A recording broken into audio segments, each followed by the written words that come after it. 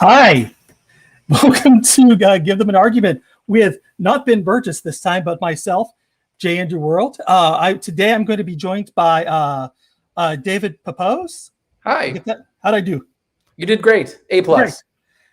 And Brenton Langel. Hey, folks. Happy to be back. Also, we will be having Cole James Cash joining us in a few minutes.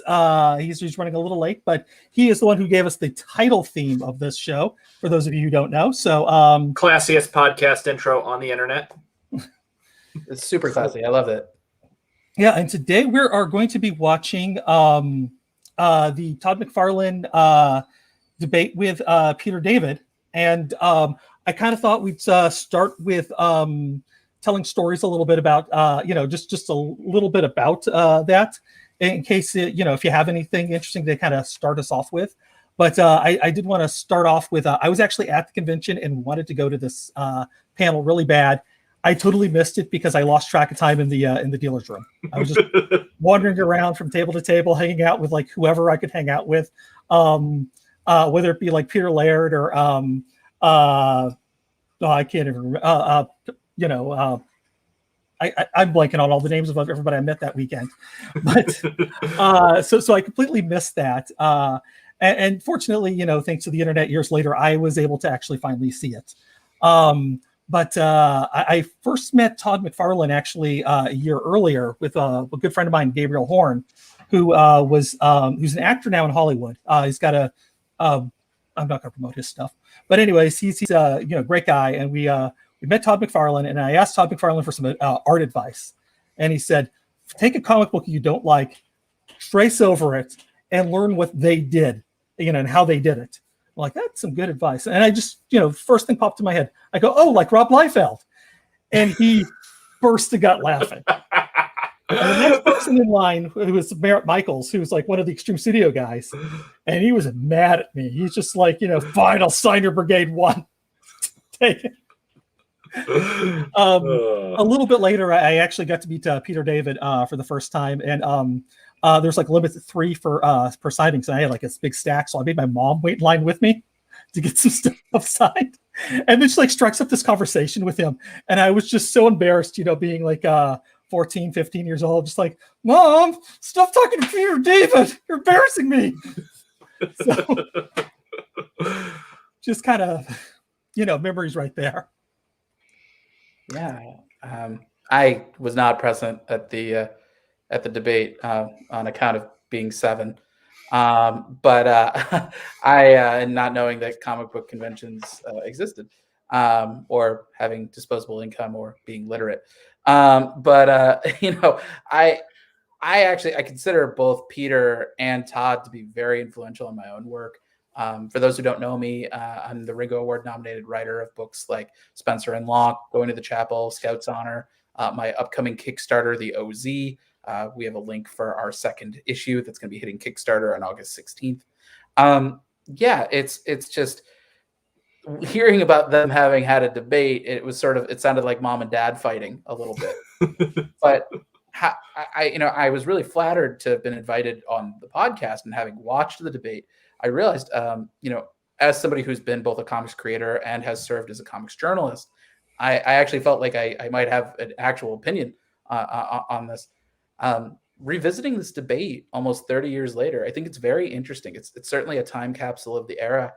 And I think history has sort of answered some of the questions that Peter and the Todd father have brought up. The debate was in 1993, so almost 30 years later. And I think, though, some of the arguments that they've made have kind of mutated a bit. They've lasted and changed into our modern era. And so it's very interesting to kind of bring up this time capsule and see how things have changed. Yes, I know the podcast is giving an argument, but as somebody who is a fan of both Peter and Todd, I've got nothing but love for them both, and excited to sort of dive into their arguments, hopefully at face value. Yeah, I'm excited about this. For those of you who don't know me, my name is Brenton Langel. You can Google me. I'm the only one in the world. I am the writer-creator of the Ringo-nominated Snow White Zombie Apocalypse, which Dave has been kind enough to read and enjoy as well. My pleasure. Yeah. I love it. I was really excited about this because, I heard it from you, and, it's sort of like Ben's Gone quick post comics. So I'm really excited about this. The reason I got into comics in the first place, and for the longest time thought I was going to be a comics creator on the artistic end as opposed to the writing end, was because I was heavily influenced by Calvin and Hobbes. And, Bill Watterson's well-known fights with his own syndicate, really exposed a lot of issues with creator ownership. And with these giant corporations buying the product of your labor from you for what was oftentimes not good.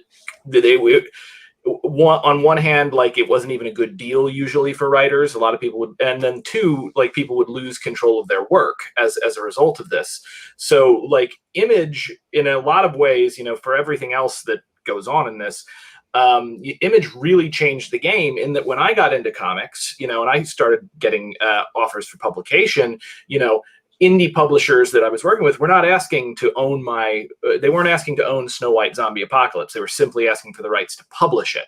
And I think that in and of itself makes what they did with Image really seminal.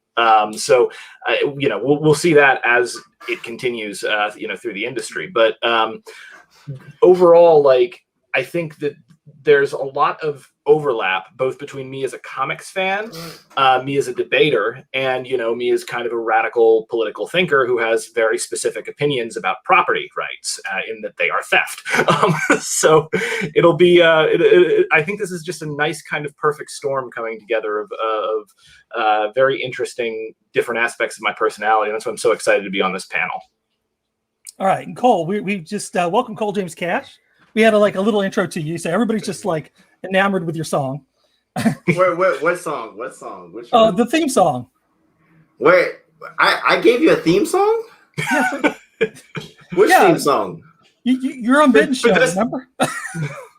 Man, listen, I'm not even bullshitting. Andrew, you know how extensive my music shit is right now. I'm balancing two different genres, and I'm balancing I can't keep up with my own releases anymore.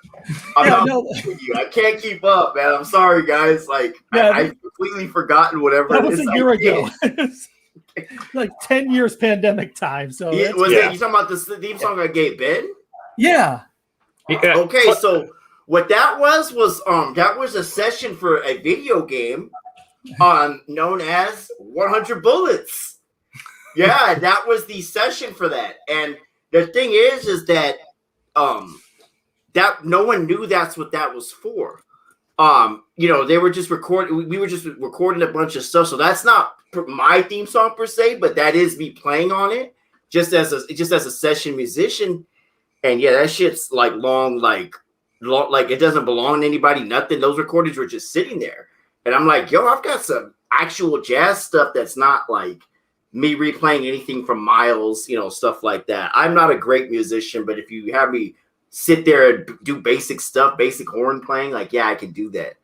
And I'm like, yo, this is some decent original music. I can throw Ben this. This is my shit, really. And no one's going to say anything because everyone's forgotten about it because it was 14 years ago. So, but yeah, that was for, I believe it was for 100 Bullets. Yeah, and 100 as in a video game adaptation of the comic 100 Bullets. Yeah, and the thing is that Acclaim had gone under. I had no idea it was for that. I didn't. A lot of stuff that you get asked to do, you don't know where it's gonna be, man. It just ends up like that, So yeah, that theme song, man. Like I said, I played a small part in that. But the fact is, it's there's no rights to it or anything. So I'm like, yo, I'll just, and it ended up working for Ben, so fuck it. Yeah, that is the weirdest thing, that 100 Bullet, the theme song written for a video game adaptation of 100 Bullets became the classiest intro for any podcast on the internet. I put 100 Bullets is my favorite book, man, ever.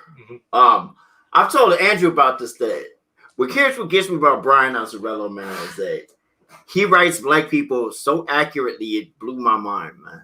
I'm like, yo, man, who is this dude? Because this is way too good. You know, and when I read, you know, how he gets to talk, he's like, yo, I just listen. I listen to the subways. I'm like, okay, that's a white man. I'm gonna give a pass because yo, this is some great writing. You know, I really, really, really enjoyed it. 100 Bullets, like I said, it's my favorite book. There's been a million stop and go, oh, we're gonna make a movie out of that or whatever. Nah, no, they ain't. No, they're not. No, they're not. And you know what I like to do, guys? People talk about, like, you know, Marvel, DC universe. I like to throw people off. They'd be like, yo, what's your favorite DC adaptation? What's your favorite DC movie? I'm gonna go with Road to Perdition with Tom Hanks. Like, what? What?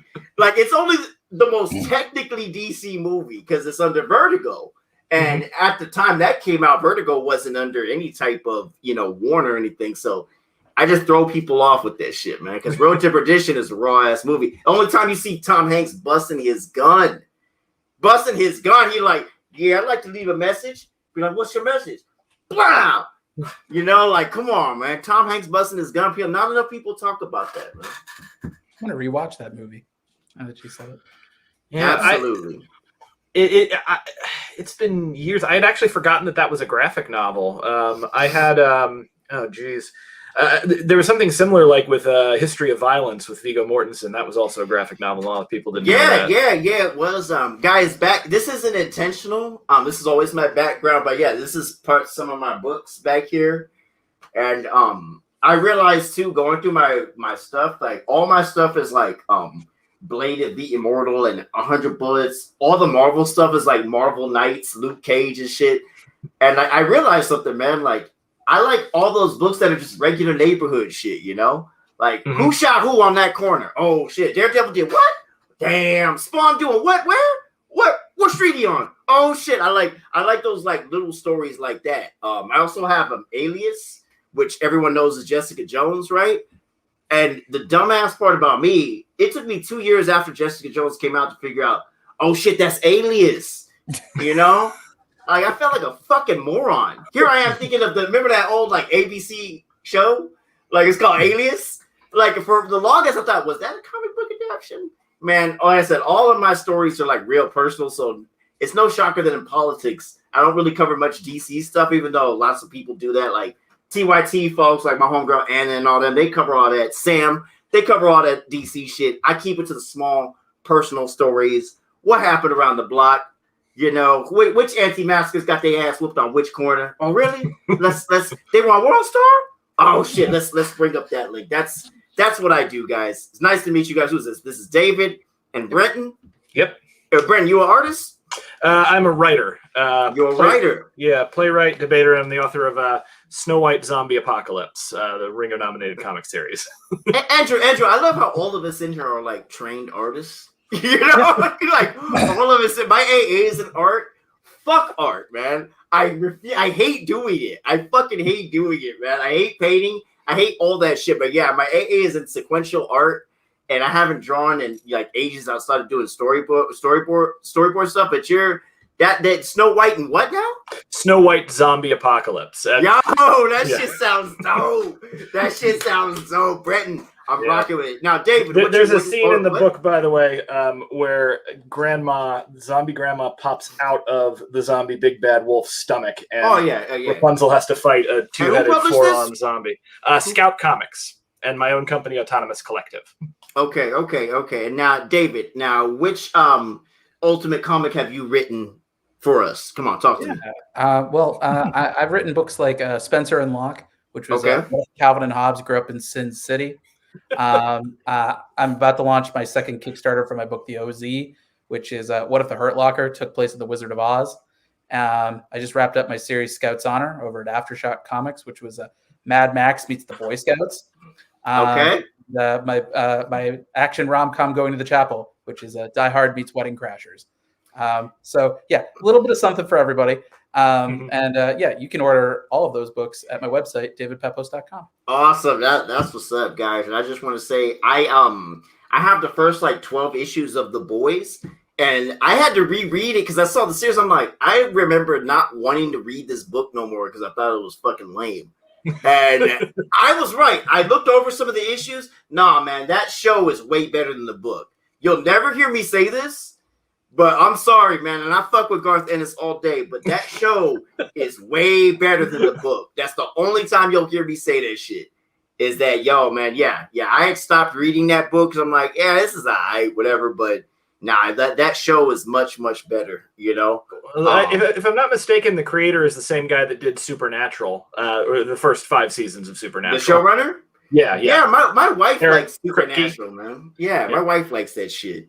I got to tell you, I really, I stopped watching it because it went on for forever, and I just I can't watch that much of a single series. But that was based a lot on the Hellblazer, Hellblazer comic books, John Constantine. Yeah, and Andrew, big up to you, man. Everyone loves the artwork that for my boy for my album. Just fantastic work, man. Thank you so much. Thank you for channeling that for me. Very, very much appreciated. If people saw what you look like, they'd be like, "Yo, man, how did you get this caveman to channel Chicano artwork like you did, man?" But yeah, hey, just tell them I grew up in Marietta. I grew up in Texas. It's there. I have parts of it I was pulling from. So it's like my lived experience to a degree. I'm not saying I was No, I know, I get it, but look, man, it's an honor to be on this panel with you guys. We watching Todd McFarlane doing what now? He's debating Peter David. And I'm really happy for the people that are watching this on YouTube, because there is a visual component to this debate. That is when I heard that it was, I was like, yeah, that tracks for Todd. But you guys will see. So those the award ceremony that happened later that night, Todd McFarlane kept changing his his outfits, and he actually at one point was in a chicken costume. At one point was just in his underwear, like accepting awards, because this is 1993 and he's getting like awards left and right, and he's like up there every other award, in a different costume with a different acceptance speech. And like I said, one time he's just in his tidy whities, getting his award, and you can find pictures of this. And just for everybody asking, where's Ben at? Nah, man, we robbed Ben and took his show, man. I told Ben straight up, like, Ben, man, you have to run that YouTube password. Oh, also that monetizing shit, yeah, we gonna need that shit too, homie. Yeah, so I'm sorry, y'all. We robbed Ben Burgess, man. We jacked this shit. We run it now. He can't do anything about it. What he can do, however, is he can do. There's a joke I have, and I'm not sure if I should say it, but let me just tell you guys something. Let me just tell you guys something, and I'm just gonna make this very, very clear. What certain white YouTubers have to understand: when you violate somebody by calling them a cuck, a bitch, or say that they are not real leftists or whatever, don't expect them to come on your show like it was all good. Like they didn't see that you talked that shit about them. And I just noticed, like, not y'all, not you, Andrew. Y'all are good, but certain YouTubers think that their clout is enough to gain somebody's self-respect. If you sit up in there being disrespectful repeatedly, don't expect them to come on your show and be like, "Hey, how's it going? Remember when you called me remember when you shit on me? Remember when you said I wasn't a real leftist and that I'm a tool for the Biden neoliberal? Remember when you said that about me?" No, that was all fine. Don't do that, guys. This is just advice for any YouTuber. If you say something, people go remember it. If you say something about a major politician, hey, that's cool. That's fine. I get that. If you come after the squad or whatever, look, politicians are politicians. People say what they say. But don't expect to use words like cuck, fuckboy, this and that, and expect them to just be like, "Oh yeah, that was fine. You called me a fuckboy, but yeah, here I am on your show." Nah, it don't work that way. So I just had to make that very clear. Awesome. Yeah. We have appropriated the memes of production from Ben. So this is. Right.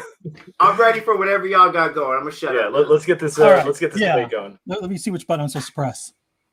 I saw a question, by the way. This was in 1993. If people were wondering when the debate came up.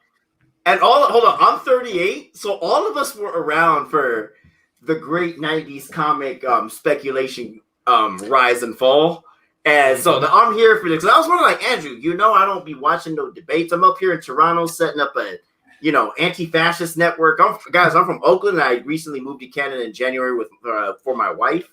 Best decision I ever made. Anyway, but like, I'm asking, like, Andrew, what's going on? And you were like, nah, this is some image comic shit from the 90s. I'm like, oh, I'm in. I'm all in. I'm all in. If you have ever bought several metallic covers, this is for you. This is for you.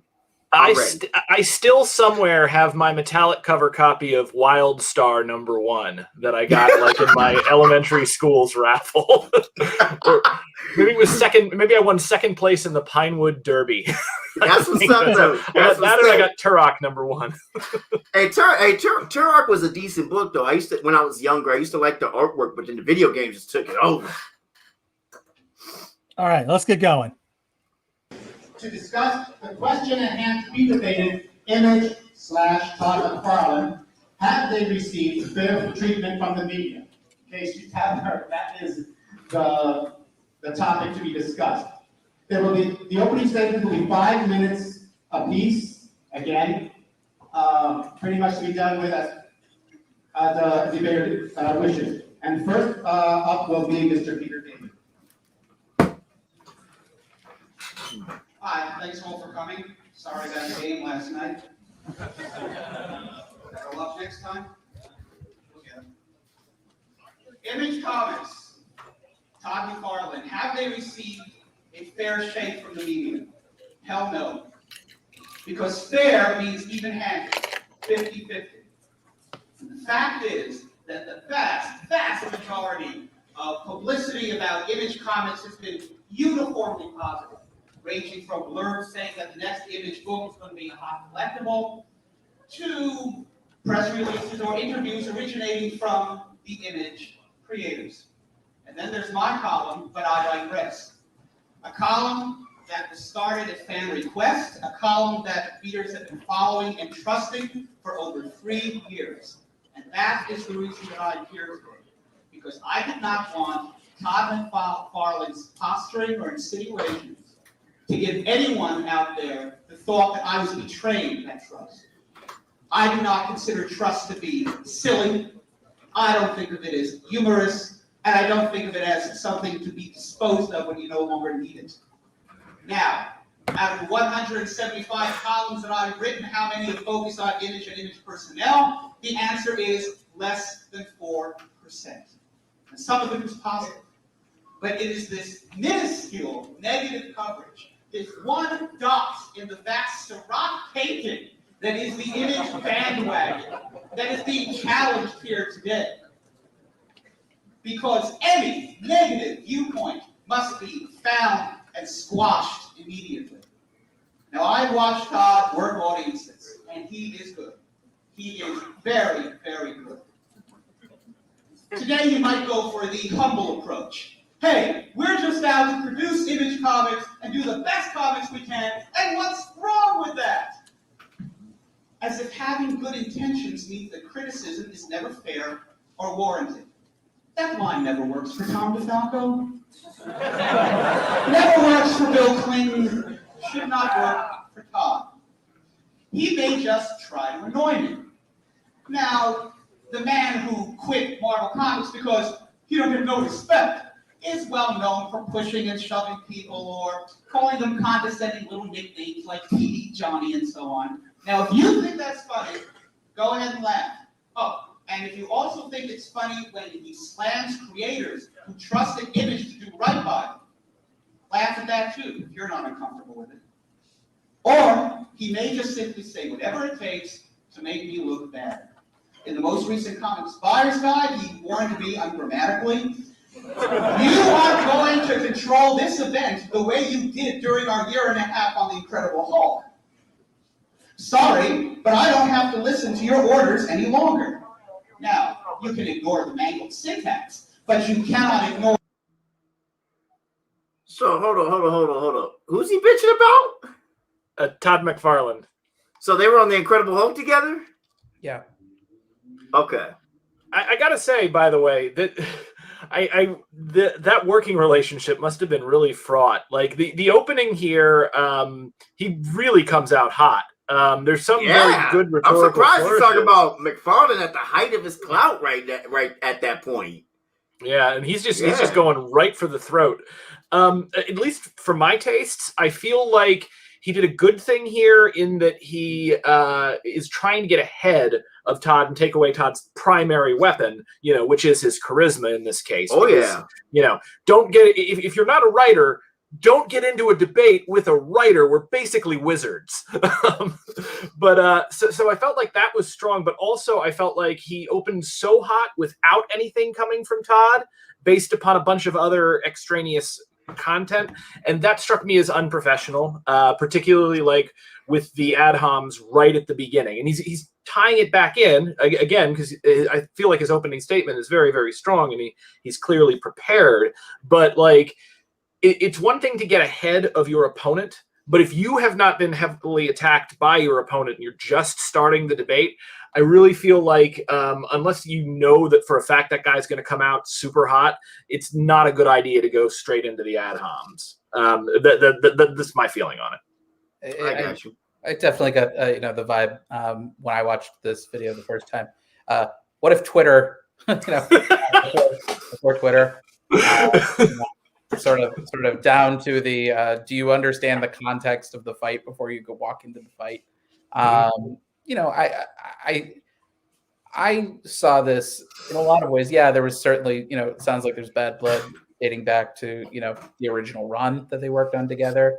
But I think it's also, Peter was probably, addressing this from an existential point of view. I mean, we have hindsight that we can say Image stood the test of time. And not only did it withstand the test of time, but it really made a massive impact on our industry and what creators should be asking for in terms of their rights and what they should be striving for. Back then, Peter, I think, understandably saw Image as sort of a flash in the pan.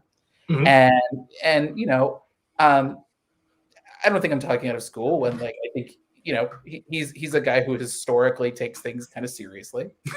And so I think it's, it was oil and water, especially for Todd, who was sort of at the height of his self-promotional powers. And, I don't say that as a pejorative. I say that as he needed to sort of get the biggest possible oomph for Image to make sure that Image lasted. So, and I would like to just take not to cut you off. I would just like to say just real quick that McFarlane out of everybody in that time, like Jim Lee, like when you look at Jim Lee, you look at Liefeld, everything else, man. Like McFarlane to me stood out more than all of them. Like his work, it's like you couldn't duplicate it, you couldn't mass produce it. It was unique to me. Yeah. And so, I imagine that's why he was a fucking asshole, because I would be too. I've been an asshole for far less, guys. I've been an asshole for just way less. Hold on, y'all can't even see me. Let me get in the camera. I've been an asshole for far less, having accomplished way less. So the idea that I was shaping this and this and this, and then, like I said, he changed the game with figures and this and that. I would say that the only way to really get anybody's attention is to come out saying foul shit just right off the gate. You know? Well, one other thing that we're kind of missing here that I forgot to set up was there was actually a public back and forth that they were having in different columns. So we were actually seeing I forgot. That was how you got at folks back then in the yeah. Wizard. Yeah. Because remember, Peter David was finally puts out his creator-owned book, and it sold at 100, and Spawn was number 1 that month. And so just Todd McFarlane, just his entire column was just a photograph of those 2 line listings, and that was his column for the month.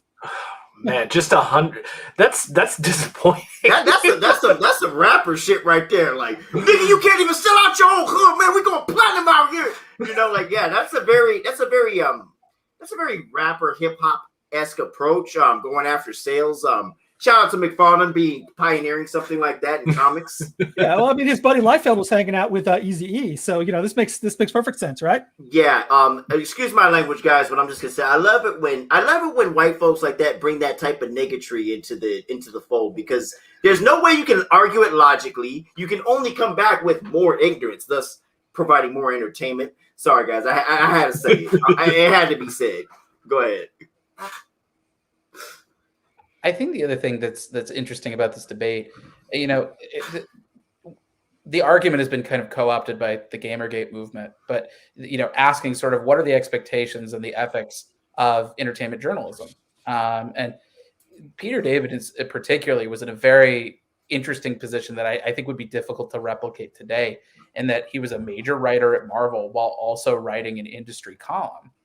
And so that's a line. I've worked as an industry journalist. I was the reviews editor at Newsarama for over a decade, and now I'm a creator in my own right. And even making that transition was fairly difficult. Trying to do both at the same time, I can't even imagine it. But this question of, I would hear it constantly. Oh, if I didn't like a particular book at a particular company, oh, are you in their competitor's pocket? Or if you did a positive review of a book, oh, are you in their pocket? And this idea of, the media being out to get you, for a particular publisher, or media being in the band, or sort of being in the bag for a particular publisher. Those are arguments that are still going on today. And I honestly, I think it's Occam's razor, in a lot of ways. I guarantee you nobody's getting payola. Everybody's doing this for love of the game. But also, it's easy to find things that you want to love. That I do think journalists are predisposed, especially in the comics industry, where it's based on fandom, that they want to try to find what's the next hot thing. And so they will throw their weight behind something that just out of enthusiasm, and I think that's something that is always going to be a part of the fan journalist landscape. I don't even think it's a bad thing. I think that kind of keeps the cogs moving, so to speak, because oftentimes these people are working for little to no money. It's just for love of the game. But yeah, it's just interesting to hear that same kind of debate 30 years ago, but in the pages of the Comic Buyer's Guide instead of on Twitter. Yeah. Well, I did theater in New York for 10 years. And like my experience with critics was usually they tended to like me. But like, as far as like the idea that critics are in somebody's pocket, or I remember there was one time like at the Fringe Festival that this one woman was contacted me in my theater company and was like, hey, I would like to write a review for you if you pay me. And I was like, yeah, I'm not going to pay you to write a review for me, because that's going to prejudice the review. And then she said, no, it'll still be like, if I don't like the play, I'll still write a bad review. And then I'm like, then I'm definitely not paying you. And she got, it wasn't my company that did it, but she got immediately, reported to the Fringe, and they essentially told her, they're like, you absolutely cannot be doing that. You cannot be soliciting money for reviews, even if you intend for them to be honest reviews. Like there's reviewers out there who are idiots. And sometimes, you just get the wrong thing you get your thing into the wrong person's hands. And it can feel personal, but in my experience, I haven't really seen too many examples of like a critic really being out to do a hatchet job on someone, like for monetary reasons. I think the argument implies that both critics and publishers have their acts together way more than they do. And even if publishers were offering payola for reviews, there's literally no way that they'd like be able to like find everybody's address and pay them on time. Yeah. And the editors of the sites would never get it right anyway. So yeah, I understand why people like think that might be a thing, but I promise it's not. It's not. I just want to note that nobody from Gamergate ever, or none of them ever talked about the Kane and Lynch saga, which was really my first exposure to game journalism being fucking fraudulent, And everyone like sort of doesn't know about that. It's basically EA was basically telling cats like either you fucking with this game or we're not fucking with your site. What you want to do, make a choice. And Kane and Lynch, the first game, was absolutely garbage and super buggy. And the fact that they were just having this like EA was putting pressure on folks for interviews and things like that. Like that was some seriously like bad, just bad faith journalism, things like that. And the fact that Gamergate people got momentum because of Jason. Some woman might have said whatever. I'm like, yo, this is like taking something that's like genuine and then turning it into something completely unrelated and misogynist. And now we have Ian Miles Chong, who's never even fucking been to North America. Now he getting money and clout off of that. I'm upset. Why am I upset? Because I should have that money and clout. That's not fair. It's almost like, with regard to Gamergate, that fascists don't believe in anything. And fuck no, fuck no, fuck no, hell no, bro, hell no. I thought they just wanted some warm juice. Man, God. Go ahead, hold on. So Andrew, continue playing, man. I want to see more of these. I want to see Todd McFarlane continue to get burnt, but then I want to see the response though, because if you know McFarlane, Mr. Ego himself, he gonna have some shit to say. I need to hear that. Or the insinuation. But if you're not going to ignore that, then you should also not ignore what he told Comics Journal several years ago, and I apologize for the language, quote, "The first time you accept any advice or criticism or whatever I have about your writing, I have to reciprocate and say that you can now change my artwork. And unfortunately, I'm not big enough of a man to have some fucking writer change my artwork. So I go, no, I don't tell you how to write, and I'll be goddamned if you tell me to redraw a panel." And it worked. It worked for 2 years with Roy Thomas and 2 years with Peter David. Oh, and he also told Comics Interview that writers always came to him for opinions. Those are the kind of facts that Todd is going to do everything he can, tricks, bells, whistles, props, whatever, to get you to ignore. But here are 3 facts that I would like you to remember. Number 1, I have criticized Marvel and DC as frequently as I have Image. So any contention that I have singled Image out for whatever nonsensical reason they will fabricate is completely ridiculous. Number 2, Todd implied that it takes no bravery to write an opinion column. Hey, I criticize my bosses in print where I know they'll read it. Todd and his brave band waited until they were gone from Marvel before bravely striking out at their former employers, or at least writing critical essays and having the guts to sign their names to them. Damn! Todd has questioned that the was sources for my legit. columns. Who have my sources been? Todd McFarlane, Rob Liefeld, Eric Larson. All I did was hold up a mirror to them, and they didn't like the image they saw. Oh, Mark! Their own words have made them look bad, not me. Now, if they don't like the way they're coming across in public, then may I humbly suggest that they try giving some thought to what they say. And if they can't do their readers and their fans that small service, then maybe they might do us all a favor and shut the hell up.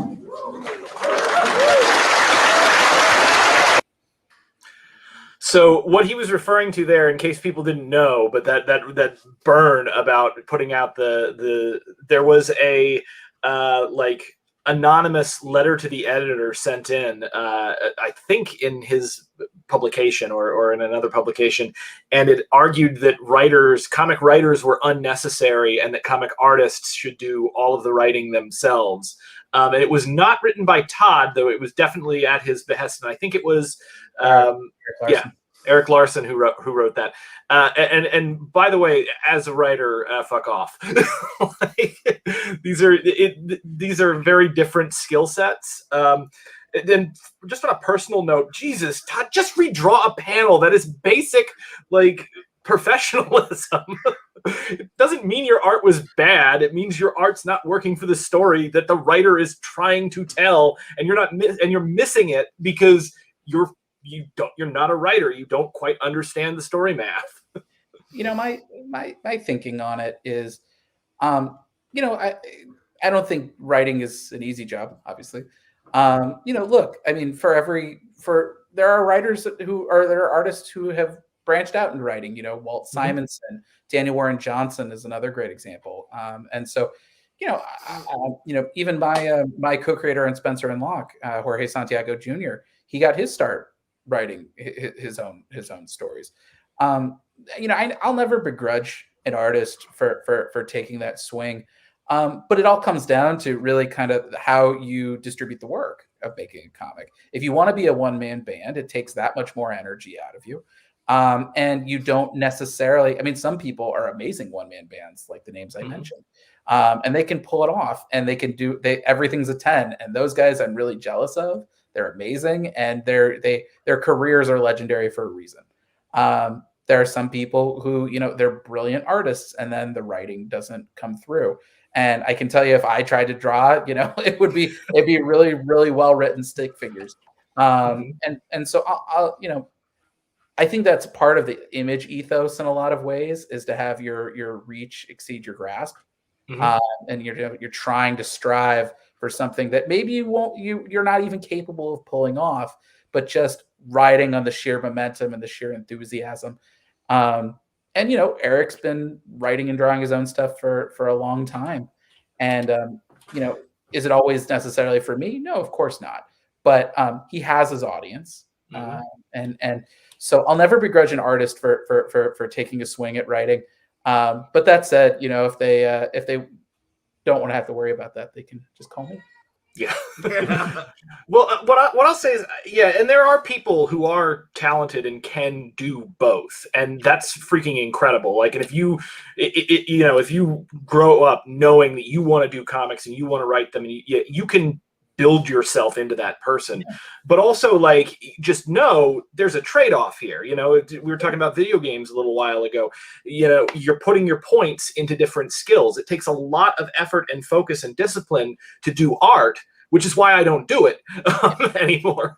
But where my particular talents lie, with regard to writing and story structure and communication, I'm able to then have the kind of education, the kind of focus to where I can take the story to a different level, that if that focus was split 50-50, you might lose out. Plus, I really think, and this is coming from starting in the theater, it's really important to have a good working relationship with your collaborators. One of the best and most incredible thing is when collaborators come together and you create something that is better than the sum of its parts. It's, when Hyondo came and worked on my book, his art absolutely elevated my words and my language. And I like to think that, my writing gave him some stuff to do that he otherwise would not have wound up doing. And same thing with Luana, my current artist, and the artist that I'm about to start working with on Swaza number 5 and number 6.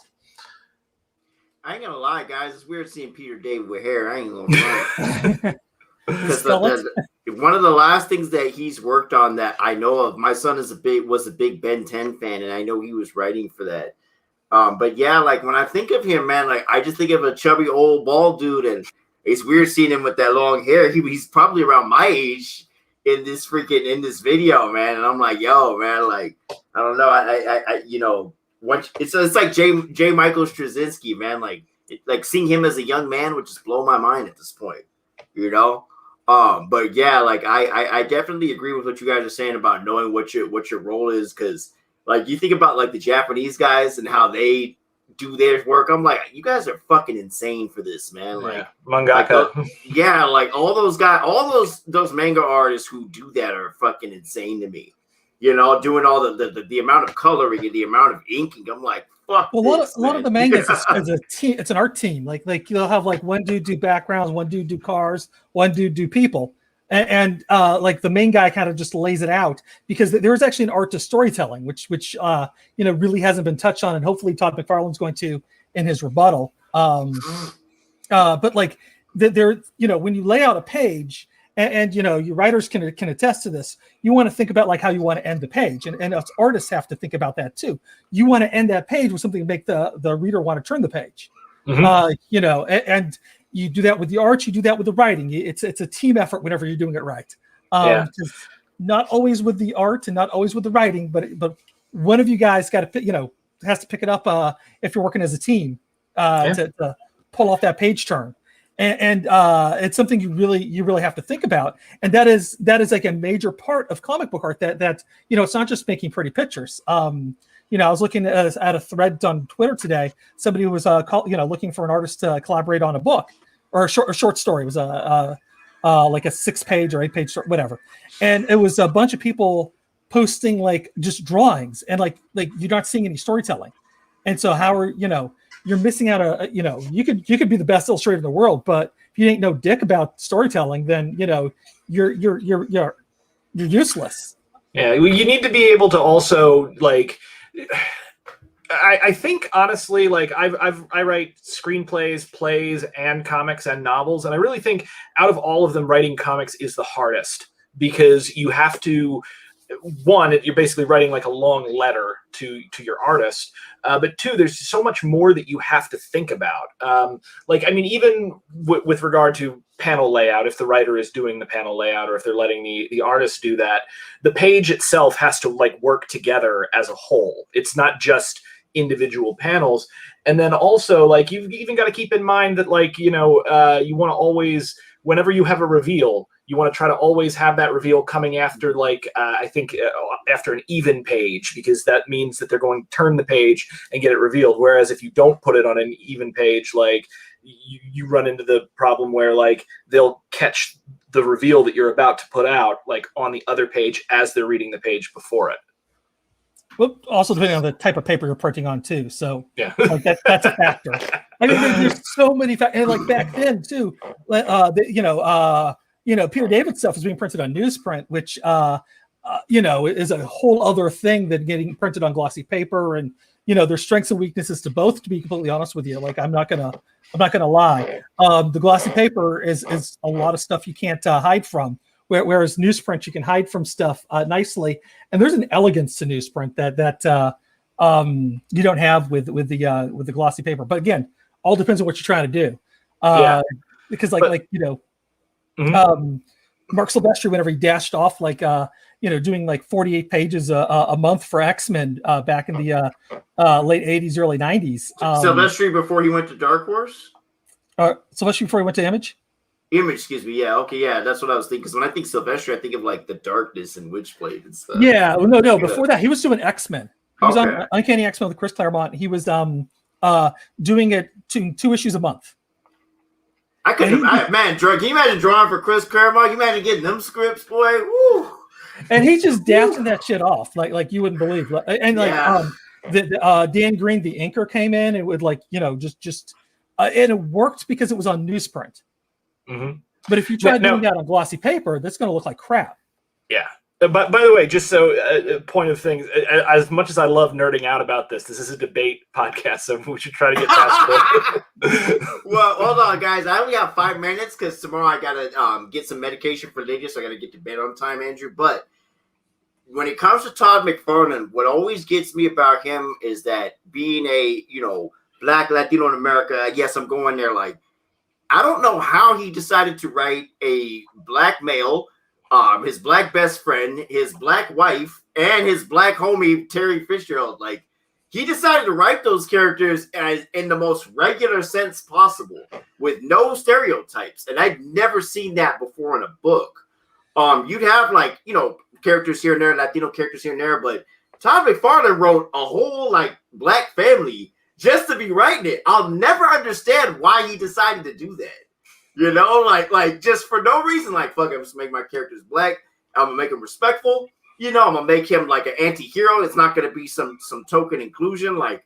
He gave us probably one of the best black groups of characters ever without even trying to do it. I'll never understand his motivation for this, honestly.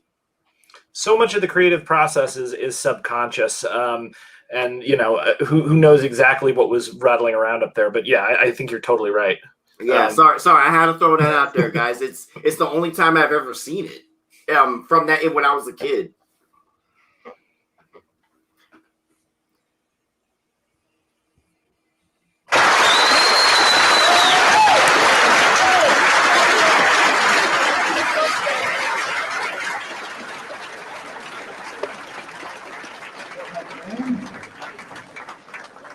To open his opening salvo, Mr. Todd McFarlane.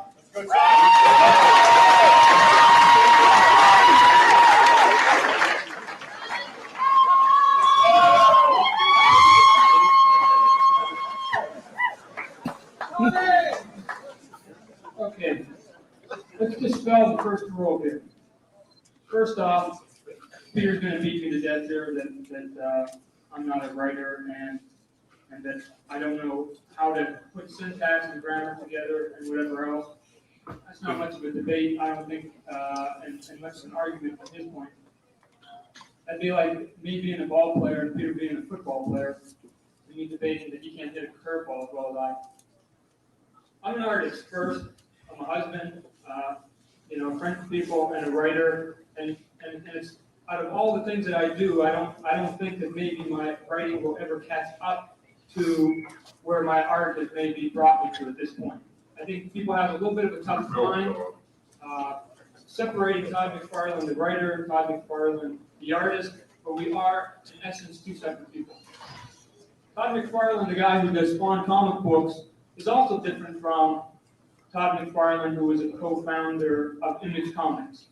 There seems to be a misconception of how Image Comics is run. When I talk in the public, I talk unless the question is directly asked about Image Comics. I'm given a Todd McFarlane response to the question. Yo, how many times is he gonna say his own name? I don't have the right to speak for Image Comics. I can give my opinion if I was in charge of Image Comics, but ultimately, I'm just giving my opinion on what I have to say. Did I present it in an overzealous way? Yes. What the hell? I'm standing here in my shorts. Now, that doesn't mean that what I have to say has no value. But let me also tell you this. I'll also dispel the biggest thing right now. That some of the interviews that he pulled out, the Comics Journal one, those are ghost personas that I put out there. That I didn't think that Peter would go enough to buy that. But there's 2 or 3 personas of Todd McFarlane out there. I'm amused at the professional community, not my young crowd out there that buys it, nor the young at heart, but at the professional community who have not been able to decipher that the kid is just a freak of nature. He's either A, a hand bone, B, he just likes to have fun up there, or C, he's just mentally deranged up there. I'm telling you right now, I've been in this business now for almost 10 years.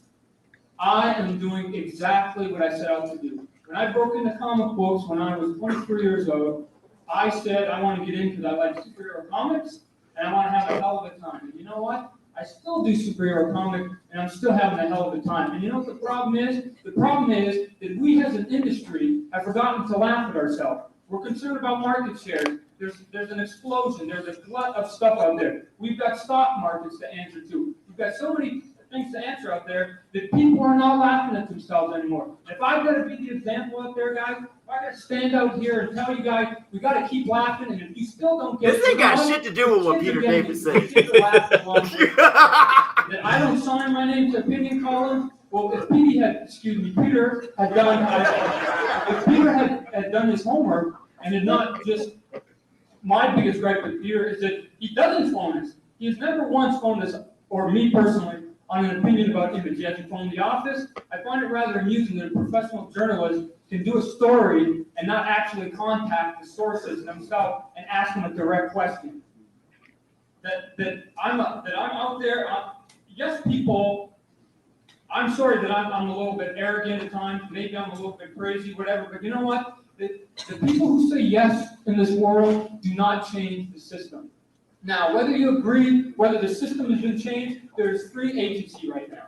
There are new companies out there that are given chances to Peter and many other people because, in a small way, of the existence of Image Comics. But Image Comics would not exist if I said yes. If I played the way I was supposed to, if I dressed the way I was supposed to, if I drew the way I was supposed to. When I started Spider-Man, they beat me down because I had to conform to the look of that book. And I said, no, fire me before I change up to the way that you want me to do it. Because I said no my whole life, I'm going to continue to say no. And I'm a crazy and I'm a kid. Go ask my kindergarten teacher.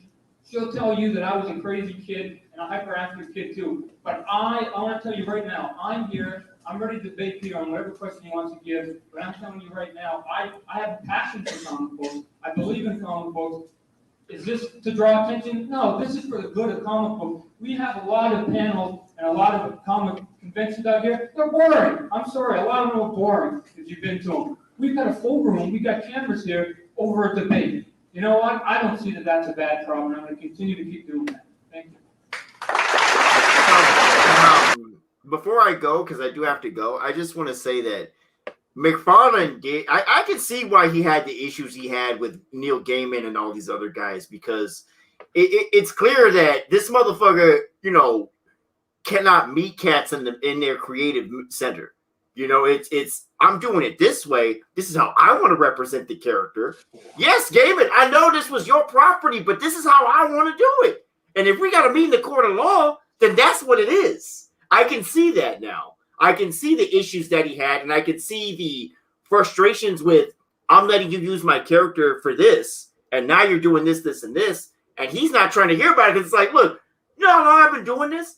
If I said no now, then I was just going to blah, blah, blah, blah. Like it was just totally, like I said, totally about himself. Like I said, this is his peak ego, and like I said, I can see where the other creators had issues. I truly can, because Peter David is not some fucking just run-of-the-mill fucking hacky writer we're talking about here. We're talking about a writer who I respect, a writer whose works are in back of me. Like, this isn't just nobody. That for him to take this approach, yeah, I can see where he could, start pissing folks off. Honestly, that's my contribution to that little whatever the fuck he just did right now. Part of me kind of sees this debate as a little bit of a smokescreen on the Todd father's behalf, because he's saying, that he doesn't appreciate the way that Peter's been presenting time. And then he shows up and kind of turns the debate into a farce. And yes. Watching it, it's a little Bugs Bunny, Daffy Duck in a way, where Peter showed up in a suit ready to debate, and Todd just kind of immediately just kind of is. It sort of is like, well, why did you show up? He's dressed like a boxer. Yeah, that's the whole. He's missing the gloves. Like, if he had the gloves, it'd make more sense. It just looks like he's in his boxers. But he got that Todd got Peter into the room. That's the victory, and I think Peter even said as such after the debate.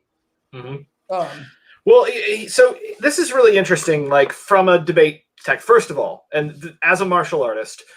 If you're going to go into a debate and act like you're a boxer, commit to the bit. Don't just sit there. When you get up before, do a little shadow boxing, like before you open up. Like, really play that to the hilt. Don't just show up in shorts. But if you're going to do that, and bold strategy, we'll see if it works. Yeah, you know what? Hey, yeah, Brenton, that is a perfect analogy. That's a perfect analogy. Bold strategy, Todd. Let's see if that shit pays off. Guys, I got to be up early tomorrow. But Andrew, thank you so much for inviting me on. Yeah, and, everybody check out his channel good to meet tomorrow. David, good to meet you. Brenton, good to meet you, man. I want to fuck with that book. And David, I got to check out your shit, man, because I'm always for supporting creator-owned stuff, man. And so, yeah, Andrew, you got to give me their info. Guys, thank you for inviting me on, Andrew. And like I said, please feel free to invite me back on, because you already know I don't know shit about no debates. So, outside of that debate I had with Nico House, you know how that went. So, I'm going to holler at you guys. Nice meeting you guys, Brendan, David. Thank you guys for your input and making me feel very, very intelligent. Talk to you guys soon. Awesome. All right, man. Peace out. So there were two other things I wanted to touch on really quickly with that. So one, there's no unity to the opening statement. You noticed, and again, it's the writer versus the artist here. You noticed that Peter David, his whole opening statement tied back. There was wordplay. It came together as a unified whole, as opposed to a bunch of words and ideas that just happened to be existing in the same space. And Todd was all over the place. Now, what I did want to say, though, there were two things that really struck out to me.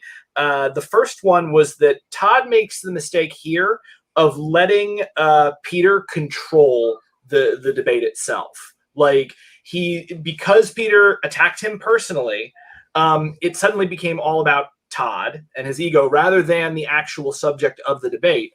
And this is just a really bad move. You don't want to let your opponent put you on the back foot and control the frame of the debate. You want to, instead of committing to Peter David's frame, or in this case, kind of letting it shake him and send him off onto a thing. What he really needed to do was he needed to get a stronger narrative to overwhelm what Peter's narrative was. And he's charismatic. He could have done it, but I just don't think he had prepared for this. And it's very obvious. What I did love, however, was that he said the people who say yes do not change the system. And I think that, I don't think that's entirely correct. I think he's probably read a little too much Ayn Rand. But the fact is that there is something to that statement that I think every political radical, everybody listening tonight who's interested in rhetoric and debate, I think that's like a gem you can really just pull out of what he's gone on. And the other thing is that I find his heavily ADD approach, like, to tell you the truth, it is somewhat endearing. So I can see, why he has been as successful as he has. But yeah, this was just an absolute mess of an opening statement. I feel like the thing that's most interesting to me is I understand what Todd's saying about, the comics industry not laughing at itself. It's you almost forget then that the whole reason the debate exists is because he was not happy about the way that religion was covered.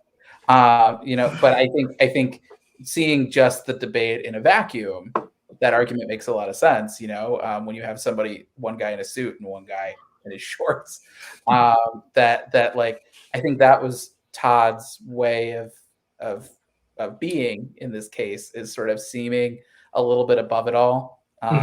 It doesn't really matter to him. I see a lot of you can see the jump from the Todd father to somebody like Mark Miller, for example. Where that can be part of the image thing, especially for sort of the superstars of that brand, is they've got the sort of larger than life, my way or the highway mentality. And that's because they've got the talent to back it up. And I think that becomes part of their mystique and part of that legend. And so what Todd was saying about how there's sort of Todd the writer versus Todd the artist versus Todd the promoter. There is an element of truth there, even if he said it in sort of a scattered way. So it's interesting to see that comics, they never change. No.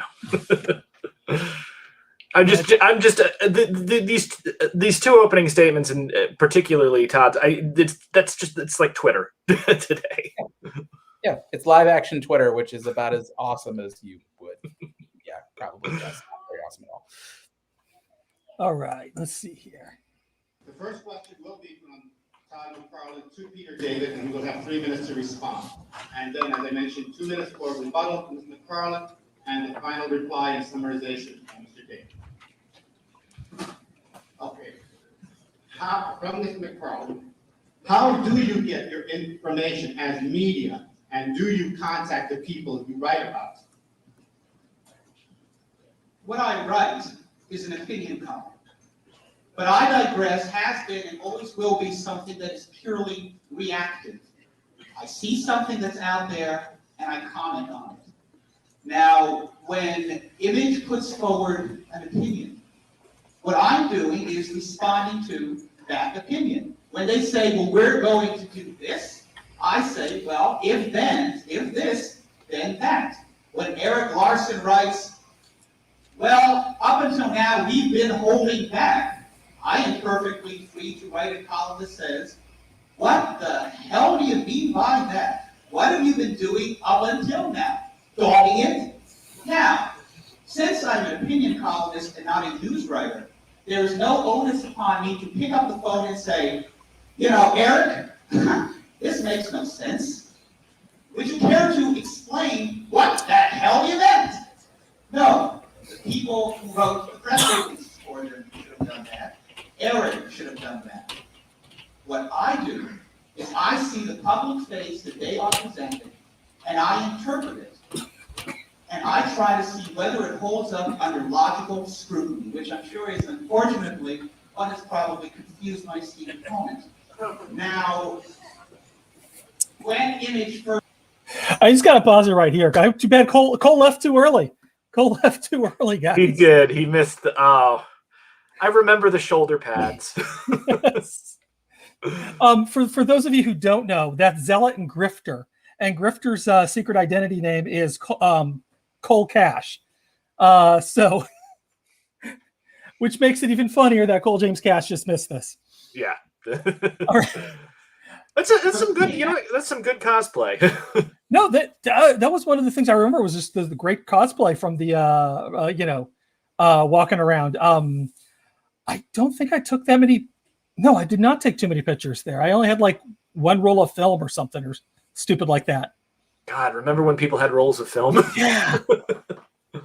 I don't know. I'm not really remembering why I didn't take too many pictures. I know I did get some pictures because like I got a great picture of Peter Laird whenever I was there.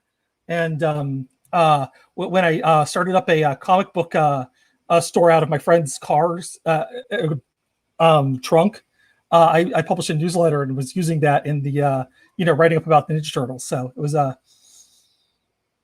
definitely did take pictures. I'm sorry. No, it's fine. But to bring it back to the debate, I feel like this here, they're both completely off topic. Like, Peter is more on topic than Todd, but like this right here is just interpersonal stuff that they could have just been having this conversation with each other. But instead what we've got a formalized debate where it's going off the rails on both sides right now. All right. Now, the thing that they would all have you forget is that when there was a gap in my knowledge about Image, namely the deal that was set up between them and Malibu, I called Dave Ulbrich. I had a half-hour phone conversation with him to make sure that I got everything right. And I quoted him extensively, attributing it all to Dave. That is one of the, as I said, less than 4% of the columns that I've written about them. Everything else is stuff that is taken from their own words. That is pretty much all I have to say in that, because I would like to think that that is something that you can pretty much all grasp. It seems fairly straightforward to me.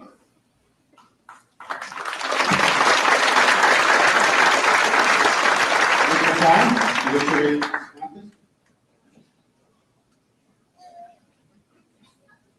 Peter, I don't really care that you want to put your opinions out there. We all give our opinions. Some of us a little louder, and some of us a little more helter-skelter. What I do have a problem with is that some of the opinions, from my perspective, are lies. So if we don't check with our sources, and we don't have to see if any of the stuff is right, and we can hide behind the skirt of it's just an opinion, then what's the point of that opinion column anyway? If you're going to give an opinion about whether you like the Mets, then I think that's a solid opinion. But if you're going to give an opinion on Doc Gooden, then somewhere along the line you have to assimilate some of that information. If you're going to do your column here, I didn't have to do that much research in some of your stuff, because in your last couple columns to the CPG, you open up saying, it would appear that who should have known better, have made the same foolish mistake that so many others have. I took Todd McFarlane at his word. Now, maybe I'm a little simple and I might write too much into this, but I read that as you're calling me a liar. You're saying that I've out and out lied to people in this business. Now, again, there's miscommunication on every level. And depending on what we say, there's two sides of the story. Unfortunately, wherever I've lied to you, obviously haven't gotten the other side of the story, or I've just out and out lied. Now, what's today? Friday or something like that? Okay. Here's what we're gonna do. I'm gonna go on the record here. We got the cameras here. I'll put down $5,000 that will go to the legal defense fund. So to go to a good charity here, if, other than Larry Stroman, who I have to tell a little fit to, if you can bring somebody in the next 7 days that I've lied to in this business, bold-faced lied to, then you can collect that $10,000 and give it to the legal defense. Because I'm a Jessica. 5,000, okay, yeah, 5,000. 5,000 bucks. You bring that person. You let me get the other side, and if it comes up that I straight out lied to that guy, you can have the money, because you know what? I didn't lie to anybody out here. And if you can show them, then I got a problem with the way you word your opinion. So we're just going to start to give opinions. Sorry. Okay, so, no, you were allowed to get that in. Okay. And Peter, you obviously you have extra time to make a reply, please.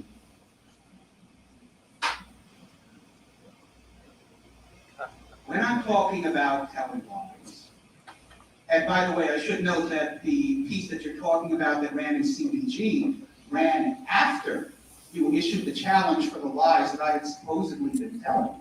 So I find it interesting that the best evidence that you can try and pull out is something that happened after the challenge had already been issued. In terms, though, of lies, what I'm essentially referring to is, let's see, for example,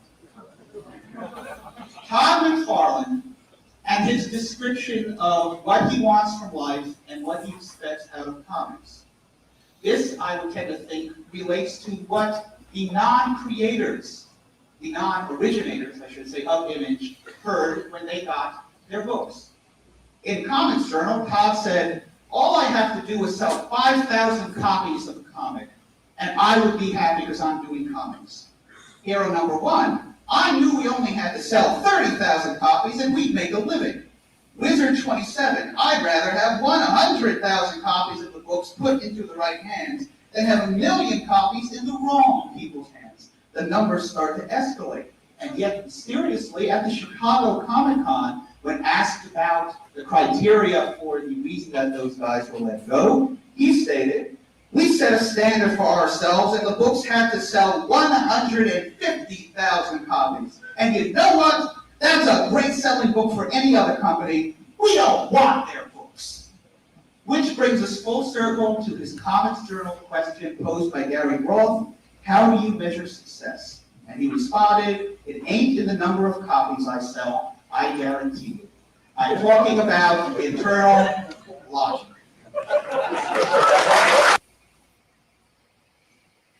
Don't you love Twitter? He's got his receipts here. What's interesting here is I think like I think he wasn't actually lying when he was saying that. Like, I think that it's something that he wanted to believe about himself, that his success was not tied to selling a certain number of copies, but then also business concerns come into it. And you have to somewhat compartmentalize. So it's a good thing to catch him on, but also, and I think that this was a very, very effective move here. But also just like from a Steelman perspective, from an empathetic perspective, like as an artist, I think that, Peter David is kind of missing the point of those statements.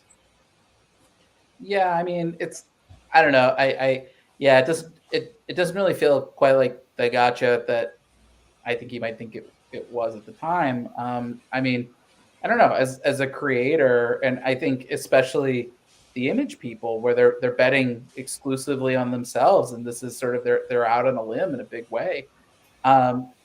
I think any measure of success, whether or not it escalates over time, like, yeah, that happens, when you see how things are going, and seeing sort of the Image, snowball start to gain momentum. I don't think sort of, upping your expectations is a bad thing. I think it's a very natural thing as a creator who's finding any measure of success is you keep moving the benchmarks on yourself. And yeah,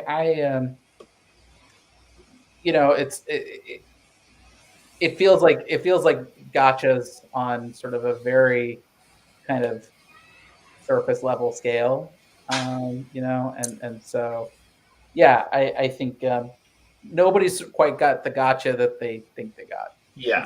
And I mean, two things about the time period here. When Image was founded, the creators were learning like how much money their actual work was worth. Yeah. Because like they were getting paid the same page rate that Marvel was paying in 1980. 10 years later. I think honestly, I think like the page rate from 1980 has only gone up like maybe $10 in the past 40 years. So, that kind of gives you a bit of an idea of, work value that's being put in. And they're making so much money that like Rob Liefeld would buy Stephen Platt a Dodge Viper, which to say like, hey, come work for me, and that's why Stephen Platt went to Extreme Studios, is because he got a Viper. And the other thing too is like they were in a bubble at the time, and this is right around the time the bubble pops. So like all these speculators were in there and they were buying all these comics, and so these numbers are actually kind of inflated as to what they were. So they did this at the right time to be able to pull in all that money. Mm-hmm. Yeah, I would agree, and I think that this comes to something that I think is really key for Ben Burgess's podcast and the left for GTAA, beyond simply breaking down the debate. Essentially, what we're talking about here is capitalist, appropriating, the lion's share of the value of these people's labor. I mean, Image, I don't think, they didn't go out there with a specific idea of, we're going to be taking back the value of our labor. They didn't have that ideology, but they had that instinctually, knowing that they're getting ripped off by these companies who own they own the product of their labor, and they're paying them peanuts compared to what they could be making if you just cut the capitalists out of the equation. So I think that those issues, that is a basic labor issue, and I think it's really important, even going forward, because the ability to create, because of platforms like Kickstarter and stuff, has further and further decentralized, the sort of barriers between a creator and their audience, which is great because it keeps, big business from monopolizing what you've got.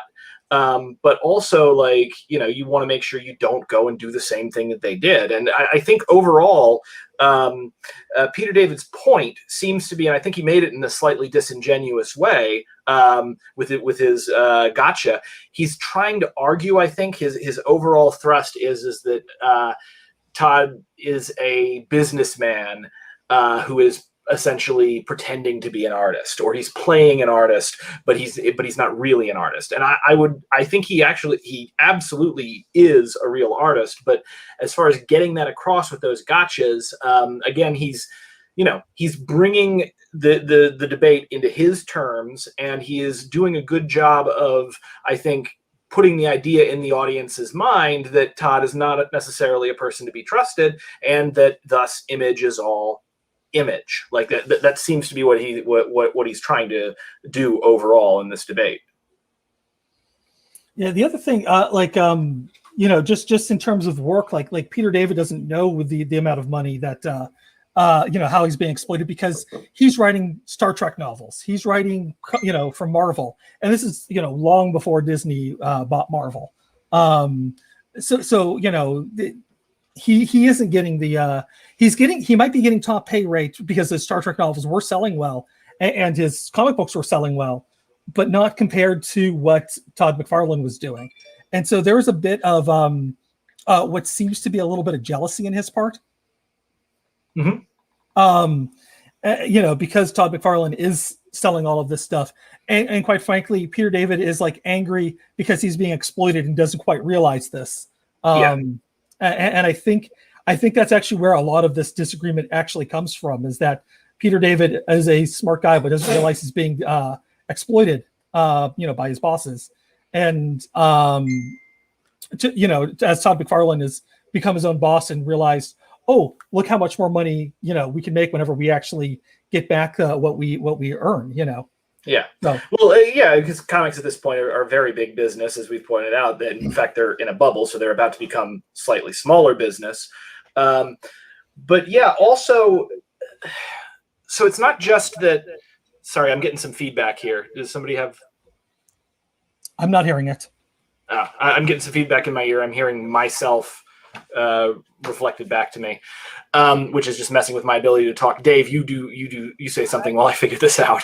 Well, I was just going to say, I think, it's easy to kind of look back at this debate with 30 years of hindsight. I think in context, it was very easy to see Image as potentially a flash in the pan.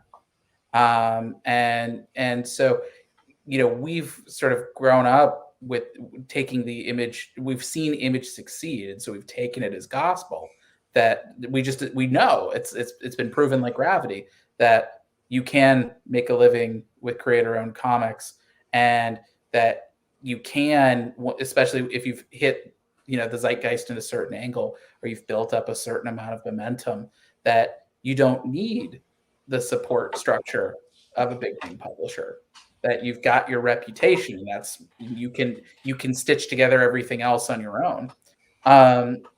And so I think it's very easy to sort of see, Peter as an establishment figure, because I understand that he wanted the industry to be as strong and robust as it was, and by nature of that, you of course see upstart disruptors with a little bit of suspicion. And Todd, meanwhile, saying, well, this is a system that has an equity in it, and that whatever infrastructure he was able to get at the big two, he was like, well, the amount that they are taking out of my paycheck, it's not worth the IP, it's not worth the support structure. I can do this on my own reputation. And so it's interesting. Like I think it'd be very easy to dogpile on Peter or Todd in this, and I think that would maybe be a mistake. I think it is very much a debate of its time. Yeah. And so as a result, I think, it's just, I just think that, it would be very easy to sort of take the wrong message from the debate, especially one that, as we've noted, I think has been very much colored in sort of, shots fired behind the scenes, and also shots fired as to the tenor of Peter's coverage elsewhere and Todd's reaction to that coverage, which I understand. I understand why Todd would not be thrilled with even an outlier, just because this is his baby, and he's sort of put himself out on a limb, and in many ways burned bridges by doing himself out on a limb. So if I'm sure, while it looks like a sure thing to us in retrospect, I'm sure that Todd and Rob and Eric and all the other Image founders, I'm sure there was some degree of anxiety of like, oh God, is this thing going to work? Yeah. Is this thing gonna work long term? And so I would understand why Todd would be prickly at somebody, especially of Peter's stature, sort of saying, well, Image isn't all, you shouldn't be having your rose-colored glasses on for Image. So yeah. No, I think you're totally right about that. And I think, the fact that Todd has taken so much of this personally, clearly within the debate, kind of attests to that. I'd also point out, like, they mentioned that, the writers' pay was still what it was in the 80s at that point and hasn't really gone up much since then. Just throwing this out there, if writers unionized, that might not be a problem anymore. Oh. Yeah, actually, I don't know about writers. I just know about art at the time. So the page rate for writing is a very different animal. I don't understand how that works at the big companies. I just know as art's getting paid per page, and the page rate is has, like I said, I think there's been about a $10 increase over the past 40 years, if memory serves. And that's like Disney owns them. Which makes me very mad that that they can't do better. They can't even they can't even keep the page rate at that, and then add extra things like, oh look, we're going to give you healthcare now and whatnot, because there's now like the Hero Initiative has to exist because John Ostringer, who gave his life writing comics. I mean, he's still alive, but he's dedicated his life writing comics, but he's going blind. So, and the artist of Superman went blind and lived in poverty too. And the other thing that's also really kind of interesting, just about today in comics and how they exploit you. If you ever read the Screenwriters Guild bylaws about comic books, They actually specifically say writers in comic books don't get any credit in the in writing for the film. Yeah, which is insane. Yeah. It's also frustrating that, you've got, SAG, and you got another union essentially turning on, well, at this point, I suppose technically scabs, since they're not unionized. But no, it's, I feel like this is one of the areas in the industry where things could be a lot better for writers and simply aren't, because there hasn't been the kind of organization that they would need, for writers and artists working, at these major companies when you're not off on your own doing your own thing like Image is. Yeah. And also, keep in mind the big thing with Image at this point. I'm going to guess they don't have that much overhead at this point either. I mean, they maybe do, but yeah. So. Anyway, let's move back to the debate, or did you have something, Dave? No, go ahead.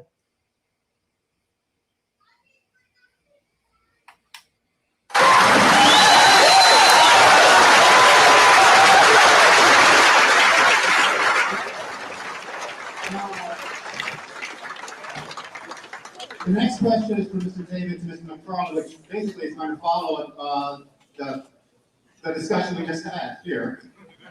Mr. McFarlane, please tell us your definition of a lie, as opposed to an opinion you don't agree with. Give me one example of each from But I Digress to illustrate.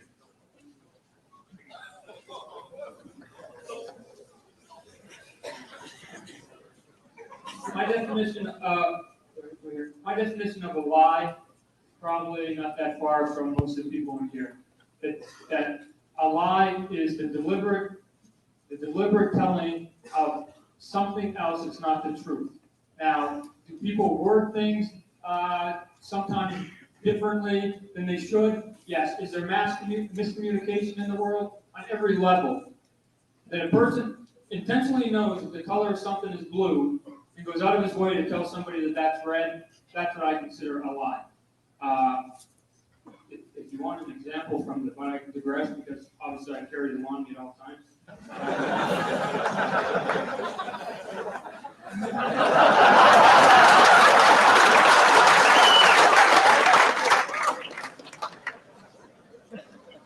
I'll see if I can pull it out very quickly because I actually have them in there.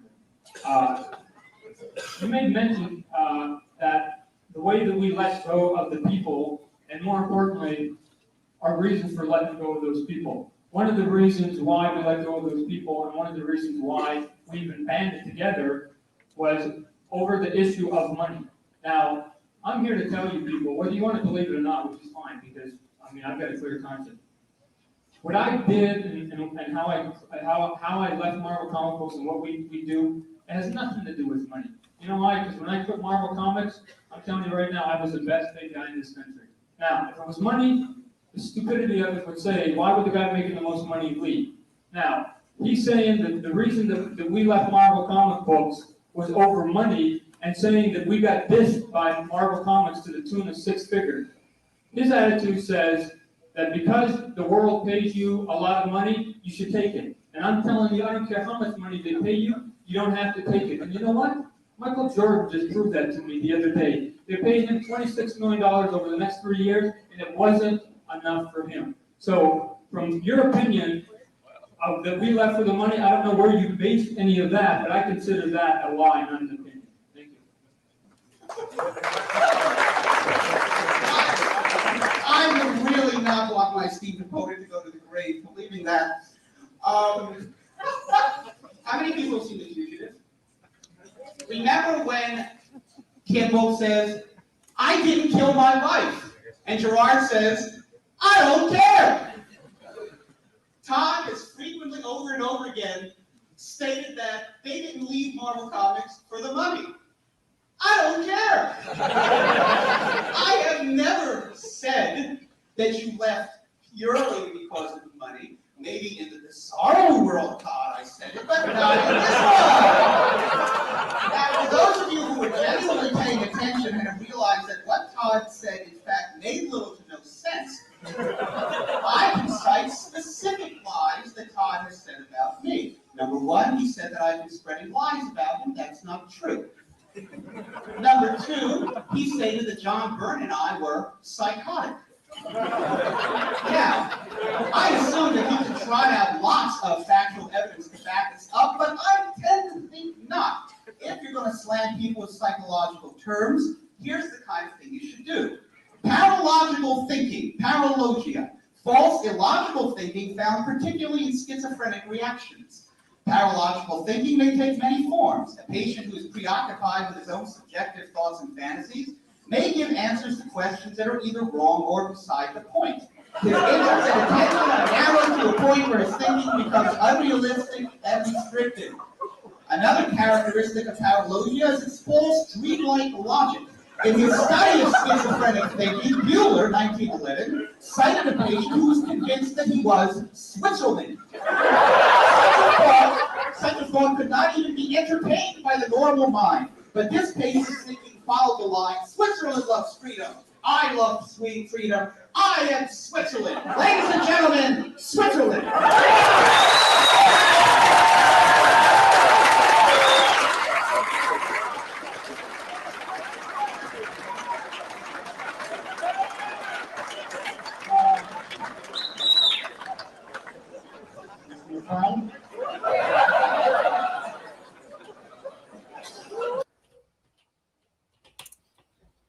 I don't know. That was pretty great. I would say that was two things. Yeah, I think he built that whole bit of logic really well. He clearly came there, like you could see his note cards. He knew he was going to hit him with that. I will say you're kind of gaslighting him. Like, I feel like, yikes, that was pretty heavily ableist. Yeah, I think the thing is, though, is like as a what this debate is, which is not a real serious debate, as McFarlane has shown us with his costume here. It's all kayfabe, and it's like a wrestling match. Mm-hmm. And McFarlane might not be playing up the bit that he started with the whole boxing thing with the with the towel over his head and the robe at the beginning, but he sees Peter David certainly is just like boxing back rhetorically at least. Mm-hmm. There's lots of problems with that, but like in what this debate is, that's kind of like what you're supposed to do. I will agree with you on that, and also let's remember this is 1993, so. You could get away with a lot that you probably would have a harder time getting away with these days. Anti-Switzerland hate. Yeah, it's one of those things. It's sort of watching it. I mean, first off, I think as far as what Todd was saying, I think I'm sure he would agree with this, is that sort of a dollar made on your own steam versus a dollar that you have to sort of in the context of something else, like, of course it's going to feel sweeter, and so I understand kind of the logic that he's going with of saying, you could make, $26 million working for somebody else, or you could roll the dice on yourself. And that's, that's image in a nutshell. Yeah. I think that there's something really kind of optimistic about that, I think, as a comics creator. And then I think, Peter sort of saying, again, I mean, sort of the idea of like, well, I'm not a liar, you're a liar. I mean, that sort of goes back to Twitter before Twitter. But I think, I think, I understand why Peter would be irritated by Todd and sort of the way that Todd carries himself and the way that Todd, I'm sure, presented himself in the media, and the way that Todd attacked Peter's own role in the media. I mean, it does come down between this feeling of sort of an establishment figure, even one who, as Peter said, he criticizes his own bosses in print. I'm sure Peter does not see himself as an establishment figure, but, Todd is sort of even more anti-establishment. And, I watching this, like I said before the show, it's like watching mom and dad fight. Peter's been a huge influence on my work. His writing for Comics Guide was really seminal for me as a writer, and obviously, Todd has done so much for the industry, and particularly paving a way for creator-owned books. And so, I owe my career to both of them. So I don't want to take sides for anybody, but I see this as all I can do while watching this is imagine what they'd be like on the same side. Yeah, well, that would be nice. I will point out, by the way,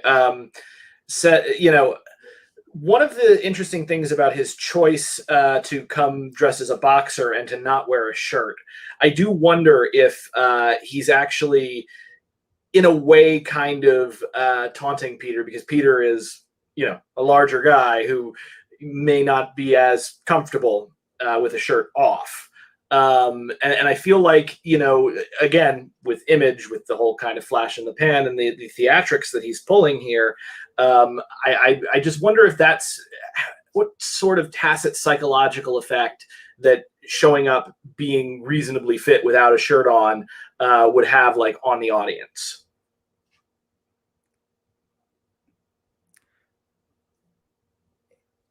I don't know if I read it that way, but I think, the word kayfabe, that really I think that really crystallized it for me, and I think in a big way. I don't see, like, body shaming is really is the way to go for it, but I see Mm-hmm. I see it as, you're bringing sort of a clown to a knife fight almost. Yeah. Not to Mm-hmm. I'm not trying to disparage Todd, but it's one of those things. That's the only way you can kind of win something like this, is by sort of, you throw down the gauntlet, the other guy shows up, and then you refuse to play. Yeah. And so I think that was kind of, and I do think to a degree, these Image guys, they're young and very, very high on themselves. And so, and I think they were sort of part of that new guard that comics could be seen as really cool. Mm-hmm. And I think that is that I think might be sort of the psychological kind of break between the old guard and the Image new guard is, I think for a long time, and hopefully I'm not putting words in a Peter's mouth, but I'm sure he grew up in a time where comics were seen as sort of the outsider art. It was kind of, it's for outcasts and geeks and nerds. And Todd kind of walks up as a jock. Mm-hmm. That's kind of how he presents himself. And so that I could see certainly being some tension, just in the way that these guys navigate the world. Yeah. And so, yeah. No, I think you're 100% right on that. It is kind of a very interesting clash of personalities and approaches. There was for the longest time, there was the urban legend that Todd took the stage surrounded by cheerleaders, which, obviously didn't happen, but you can see how that story would develop because of, just as you put it, Todd is coming in here as sort of the jock and the hot shot. And Peter is kind of, representing the old guard. Yeah. On that note, because I don't want to cut out in the middle of the thing, I have to run for the night, Mm-hmm. but I want to thank you guys for having me on the show. Anybody who's watching the podcast can feel free to join my new Kickstarter, August 16th. It's bit.ly/theozcomic2. And we've got early bird specials and digital catch-ups for anyone who missed our previous Kickstarter. But I think ultimately looking back on this debate, I know it was a lot of, there's some bad blood between Peter and Todd, but I think in the end, I think the real winners were the comics industry and the creators that have come up in their wake, and the readers that have gotten to enjoy all the strides that both of these creators have made for the industry. So thank you guys so much for having me. Yeah, absolutely. Thank you for being here. And I will say, from what I've known of interacting with Ben's audience, I think they should definitely check out the OZ, because it's exactly the kind of book that's right up their alley. So definitely do check that out and support that book. And hey, support creator-owned indie comics. Thank you guys so much for having me, and enjoy the rest of the debate. Hey, thank you so much. I forgot I was on mute. Anyways, yeah, this is going to be like the last man standing. It's just going to be us two battling it out tonight. See who has to go first. Yeah. No, we're not going to do that. Why don't we jump back in? Absolutely.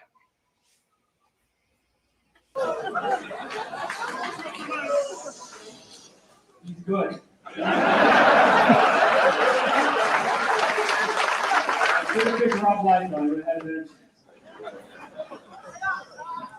Don't worry, you can just repeat what you were saying. So he was true. Peter. I don't know where you got that I said that John Byrne or Peter David were psychotic. Obviously, you're misreading into something or looking a little bit deeper. Every person is named Petey or Johnny. Obviously, you're paying far too close attention to what I'm doing out there. If you want to call me the psychotic, I'll be the psychotic. I'll be the bad guy in this. I'll be the guy who can't write. I'll be the guy who doesn't stand up for what he believes in. I'll be whatever you want me to be, Peter. But I'm just saying that in a crowd of a lot of professionals right now, you're standing here at a table with a guy that was at least stupid enough, I guess is the word, to sit there and debate somebody who I knew was going to be able to use $5 words that probably I wouldn't be able to understand half of them. You would be able to, I mean, talk about me being able to play the audience. You're doing a great job, buddy. And then I feel that I will put my neck out at any time when, as a company person, you can't. I think somewhere along the line we have to acknowledge the fact that at least where we stand and where I stand right now, I can at least give opinion, even though I'm part of a company where a lot of people right now are not entitled to that. And because of that, I'm allowed to be attacked, and I enjoy it. I bring it upon myself, and I thank you for disseminating what you have to the crowd. Thank you.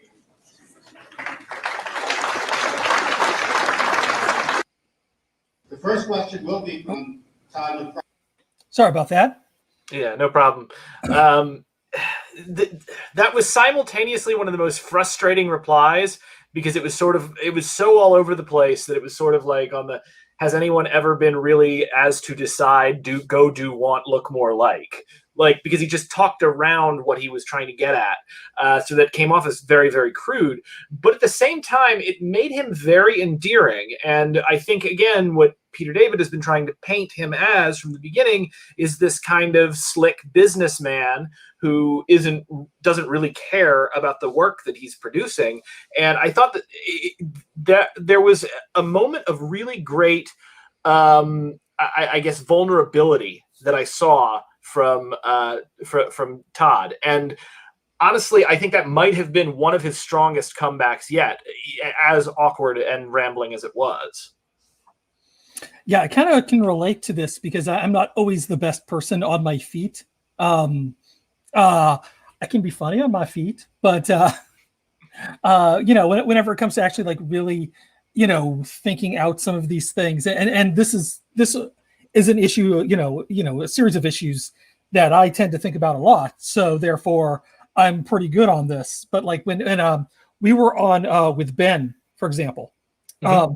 It was a debate on capitalism. I was just like really worried that when he asked me to be on for a debate, that it was going to be like, Hegel's theory of toenails versus, Marx's eyebrows. I don't know. And I was just like, I can't do that. Mm-hmm.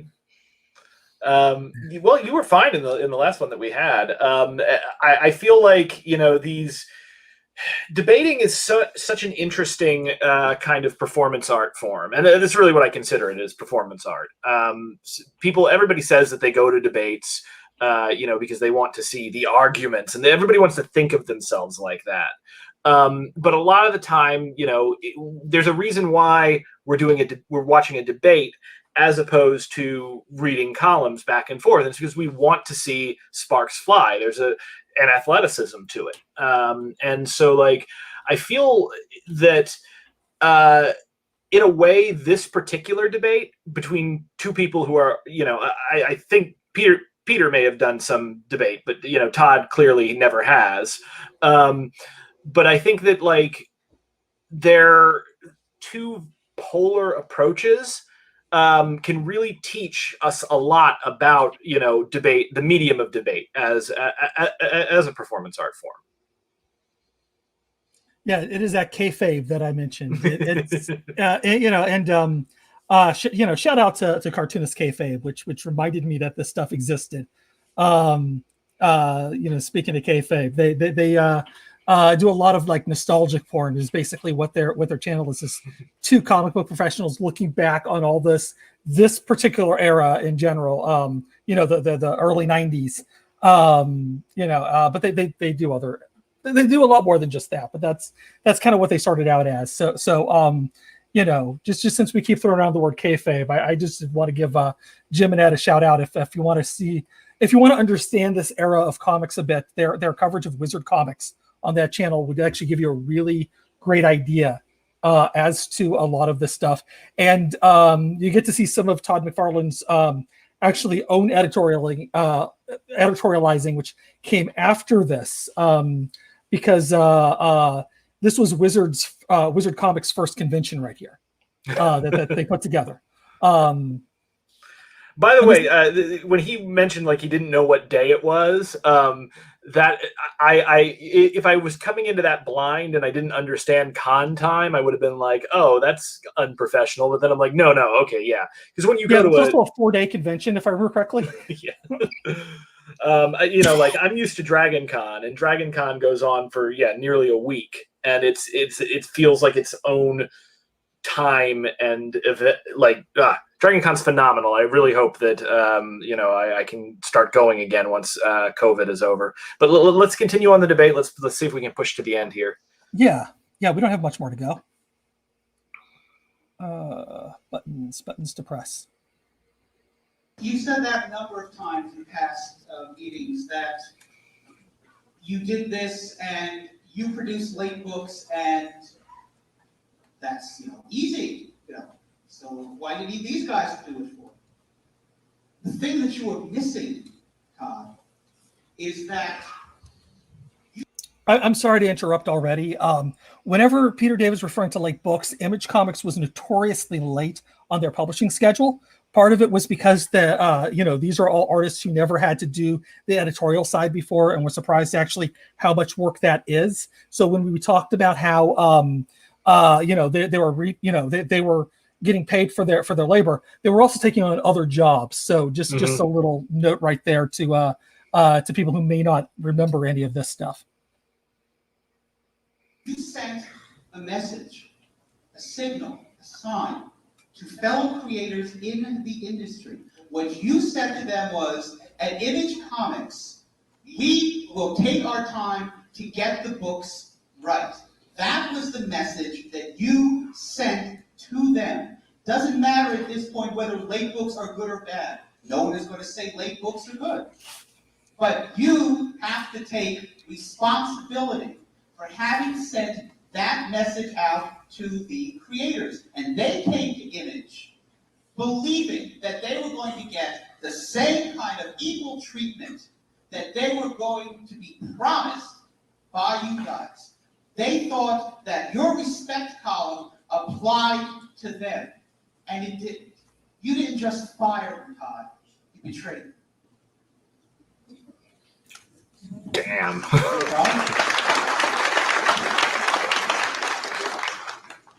Peter, I see it, but you're not there, and that's your opinion, I appreciate that. But I see it quite the opposite.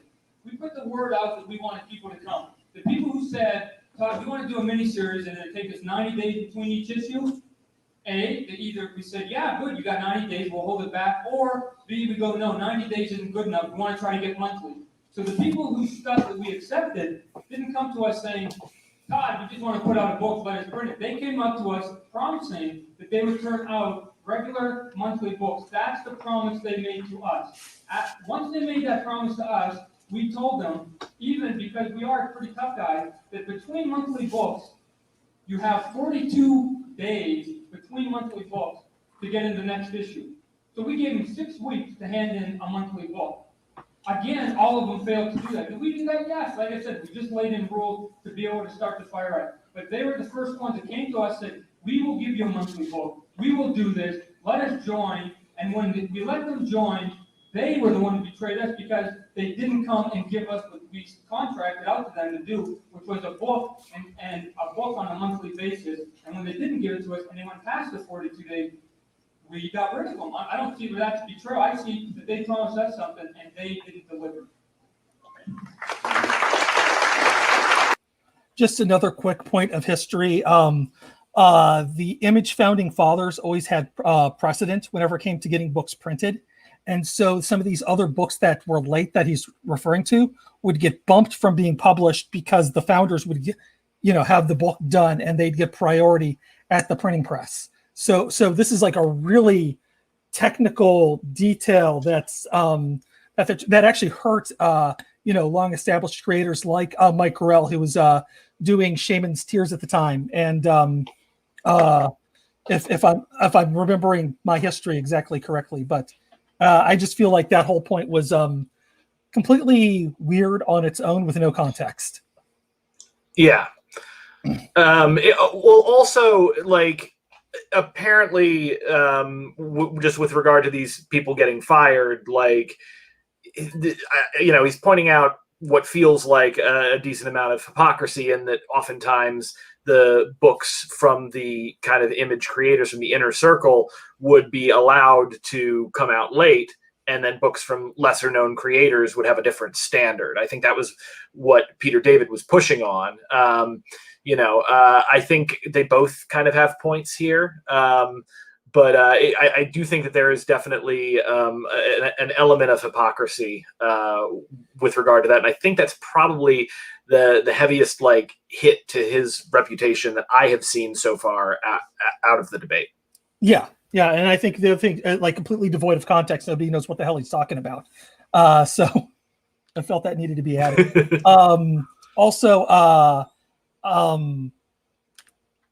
I forgot what my other point was. It was minor, so let's just go on.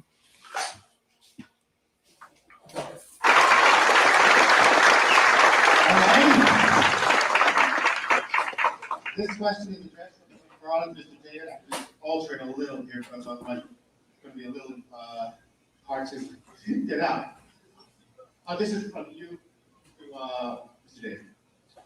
In your personal opinions, and we are talking opinions, what do you consider good writing, and specifically, what fault under the criteria do you find with Todd McFarlane's writing? Well, let's see. I'm not quite sure what the hell this remotely has to do with whether it is receiving treatment or not, but since you asked, I don't generally read Spawn. Now, you will notice that never in my columns have I criticized Spawn.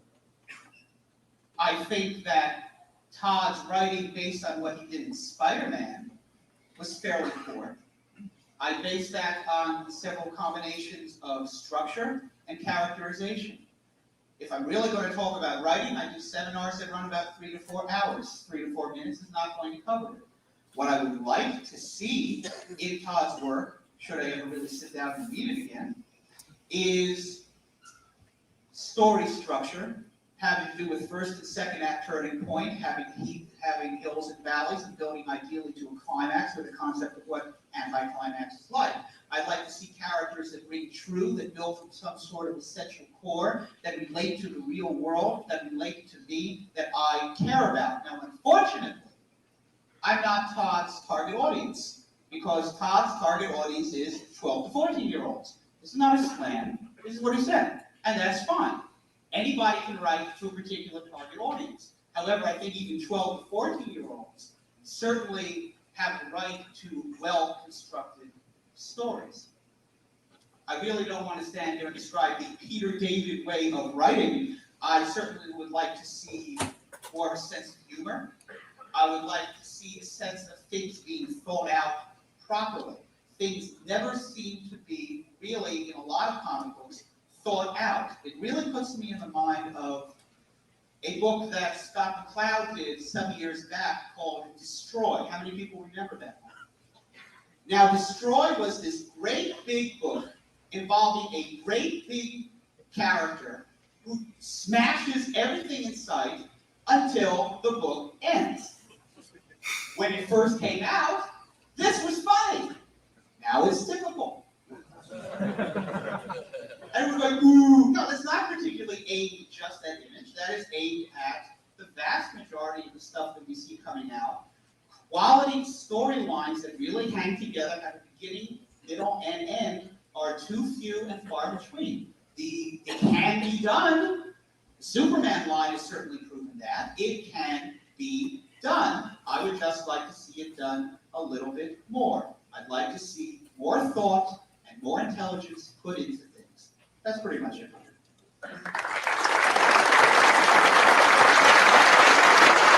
Okay, I got to jump in on that. Can we pause that? Sorry, you get pro writer here, and I'm just like, I know what he's getting at there, because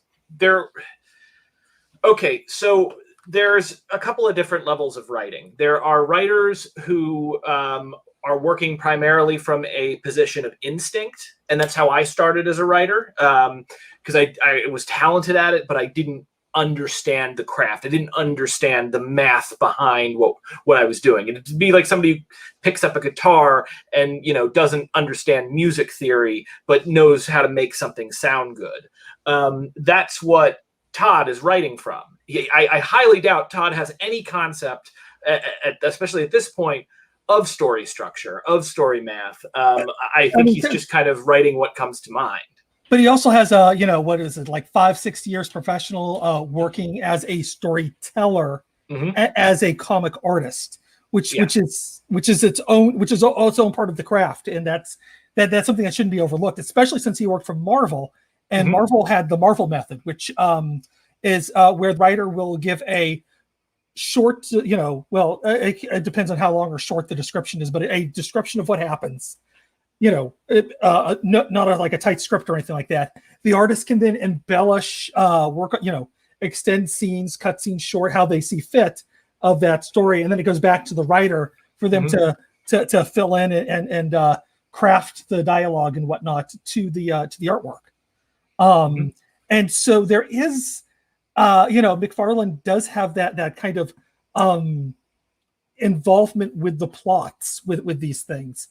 Because of that, working for Marvel, not so much working for DC, because I think DC was full script at the time. And he started at, I forget which independent, was it Comico? I can't remember. But then he went to DC, and then he went to Marvel. When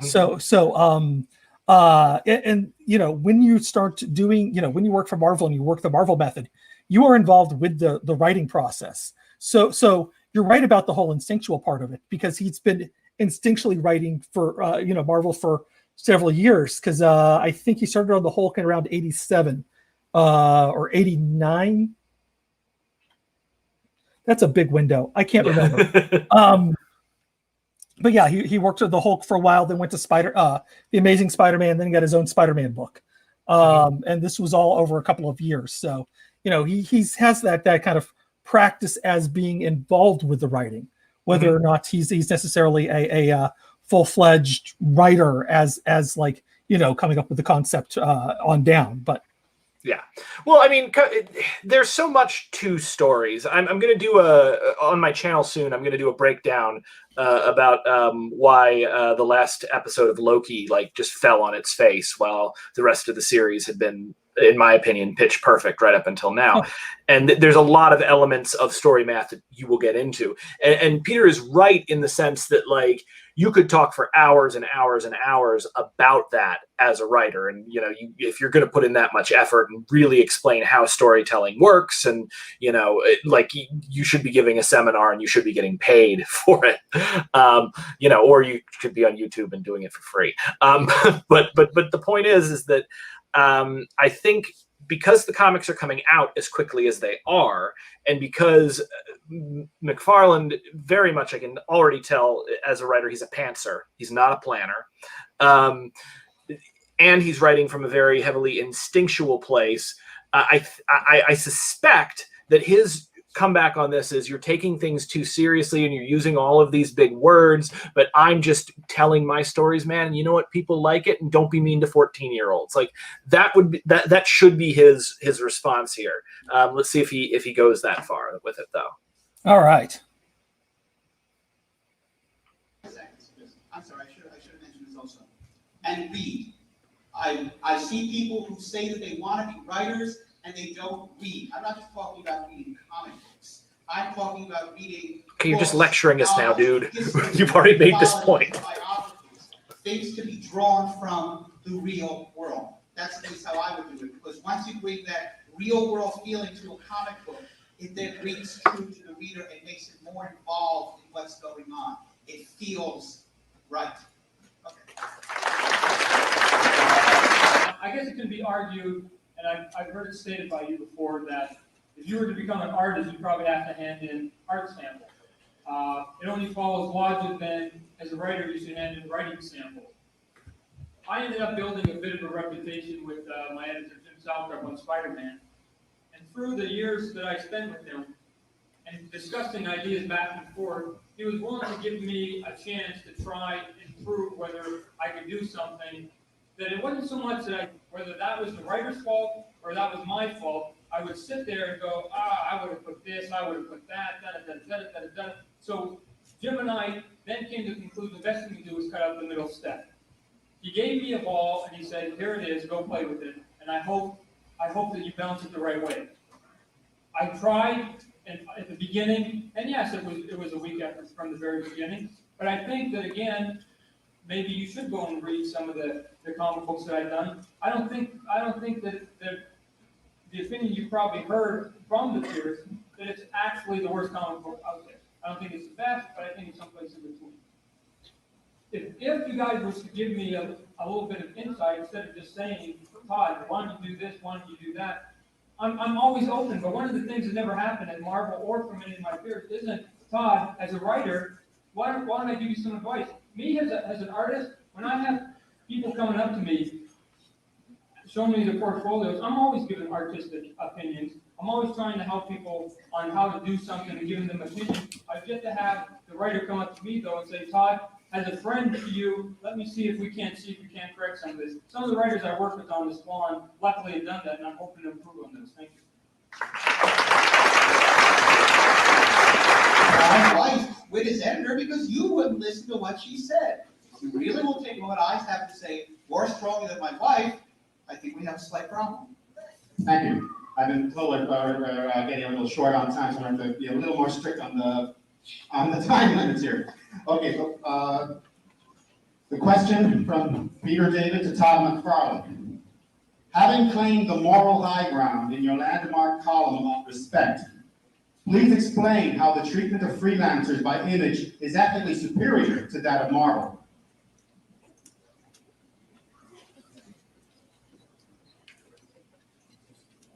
If you read the column and you read my opinions on why I quit Marvel Comics, I'm going to tell you guys right here, because again, obviously you missed the point. It wasn't money. As a creative person, you want to create. You want to do comic books, and you see them in a vision of your own. When you start to get people around you all of a sudden saying, Todd, here, or Bill here, or John here, here's a book, it's not selling very well, go and do whatever you want. There's minimal amount of interference on that book. Because as creative people, we like to take an underdog approach. So we take a book, and as we build the momentum on the book, at some point, the companies jump on and want to start guiding that train. It was only going 5 miles an hour when you jumped on it. They didn't care about it. But as soon as you get it going up to 100 miles an hour, all of a sudden they want to become the conductor. That's why I ended up quitting. The Spider-Man, the popularity of Spider-Man became the status quo. Don't mess with it. You can't do this with it. You might offend people. Your audience is so big now, Todd, that you might say something wrong, so that all of a sudden now I have to be guilty of my success. The people who are coming to Image comic books, I can guarantee it to the person that Jerry Ordway, I've never had one conversation with a man to tell him anything about how to do his work. We said, here's your deadline, here's the book, here's where the printers have got to be, we got to get the book. I've never given him one word to say, this is how you have to draw, this is how you have to fit into Image. this is how you have to do that. Al Gordon, not one. Bill Loeb's, not one. Sam Keith, not one. What we have given, not a haven to run helter-skelter on deadline, but a haven for those who will play and have a bit of an attitude and have a good attitude about it, is a haven to create, as you see fit, completely, from beginning to end, on that book that fits in the image universe, and is a book that we don't have a problem with, and we're never going to tell you, Peter, if you do a book for image, how to do anything on your book other than to get it in.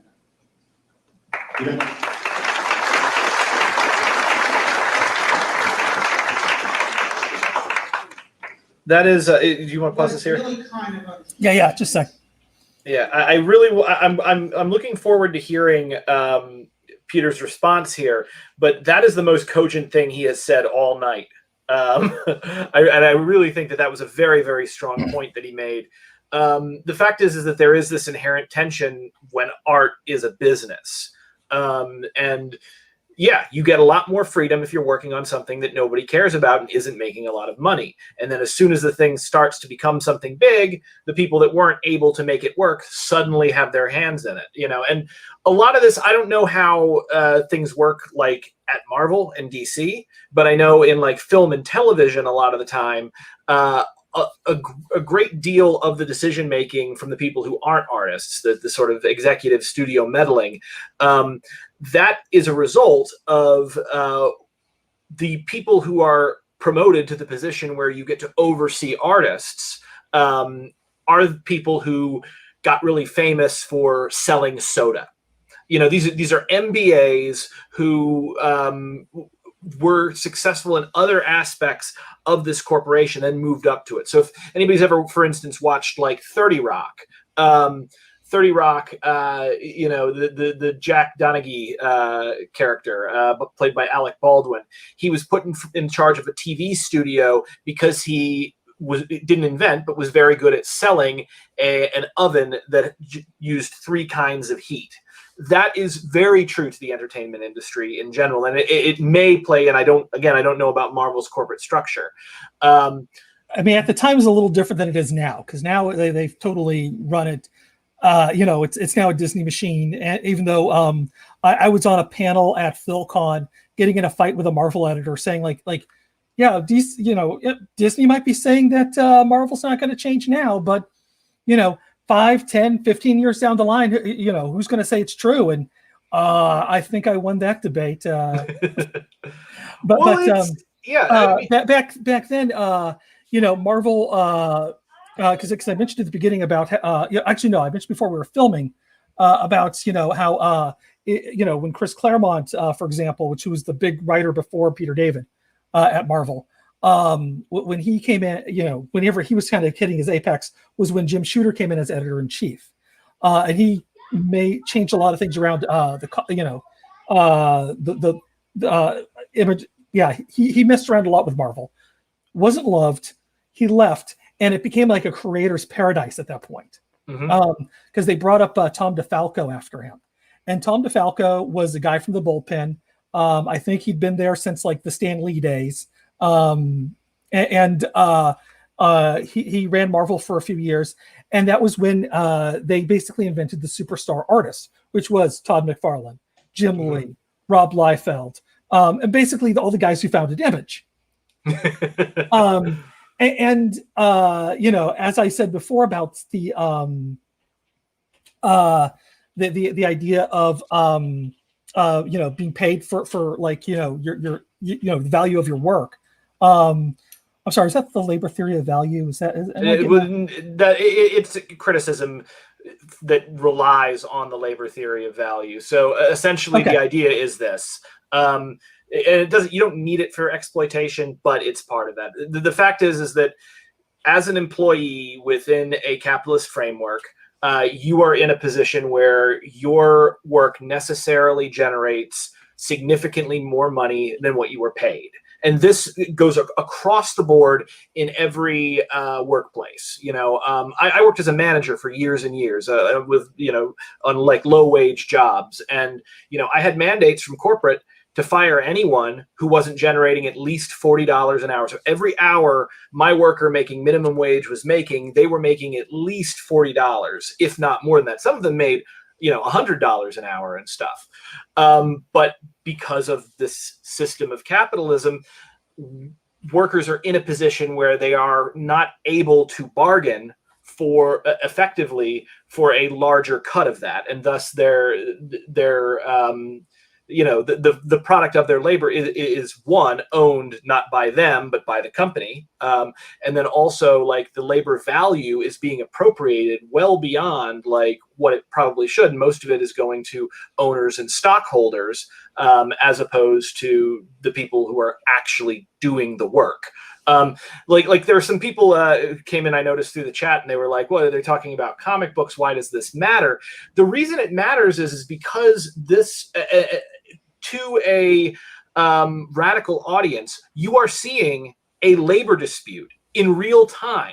And that's really what these people are talking around. And it's one of the reasons why I was so excited to talk about this, because not only, yes, it's about art and it's about personal issues that these guys have with each other, but also it is about, do artists own the product of their labor? Should they own it? Can we trust these large corporations? Can we trust the capitalist class? And I find it fascinating that this is playing out among people that don't have a lot of class consciousness to begin with. But these inherent tensions and contradictions within a capitalist model are basically leading to a large amount of this fight and this debate. And that it's been a undercurrent that's been running under absolutely everything that's been said, beyond the petty personal stuff. And just a fun side point, whenever the camera zoomed in on the person videotaping, I believe that was John S. Drew, who is a friend of mine now, didn't know him at the time. And he does the Chronic Rift podcast, which had another version of this, which I don't think has those cuts in it, but the volume was low, so I went with this one. Which I didn't realize they had cuts in part 3. So yeah, I was like, where did that come from? I'm assuming there's probably like a problem with the tape, and this is what they could salvage. But there is another version of the debate online if anybody was wondering about those weird cuts. You can find the whole thing under the Chronic Rift channel, and it's the camera's a lot wobblier. But the sound is clearer, but way lower.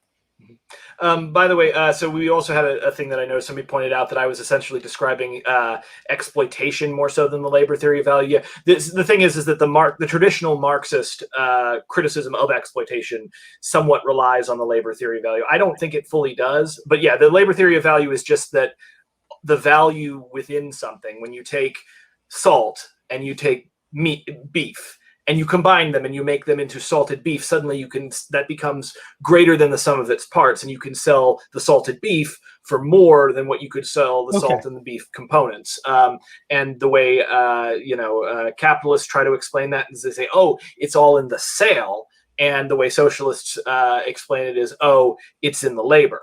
So it's a big philosophical thing that actually doesn't matter as much as people think it matters. But it is tied into traditional arguments about exploitation. And I mean, I'm going to totally say that Image Comics really taught me how to be a primitive Marxist. So that's the right term, right? Primitive Marxist. It may be. We'll need to get into that later off camera because I want to talk about that. Okay.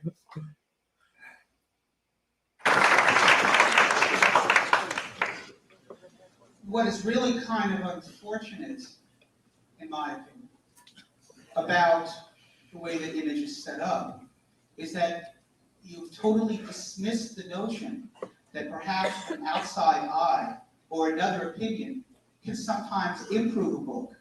Not always. It's a system that cuts both ways, and sometimes it can hurt a book as well. But a certain amount is owed to the reader to try to get the best product out there possible. Now, the problem is that you can say as much as you want, oh, well, we won't tell people how to do their book. That's great. That's fine. Sometimes they might need the help, but even so, if they don't, that's fine too. They should be allowed to do whatever they want. within limits. And apparently the limits that you have set is within the confines of the image universe. And I'm sorry, I find that to be slightly contradictory. That if you're going to say to someone, you can do whatever you want, then let them do whatever they want. If you're going to say you can do whatever you want within the confines of the image universe, you're not allowing them the freedom that they are entitled to as a creator. You can't have it both ways. I don't buy that argument for a second.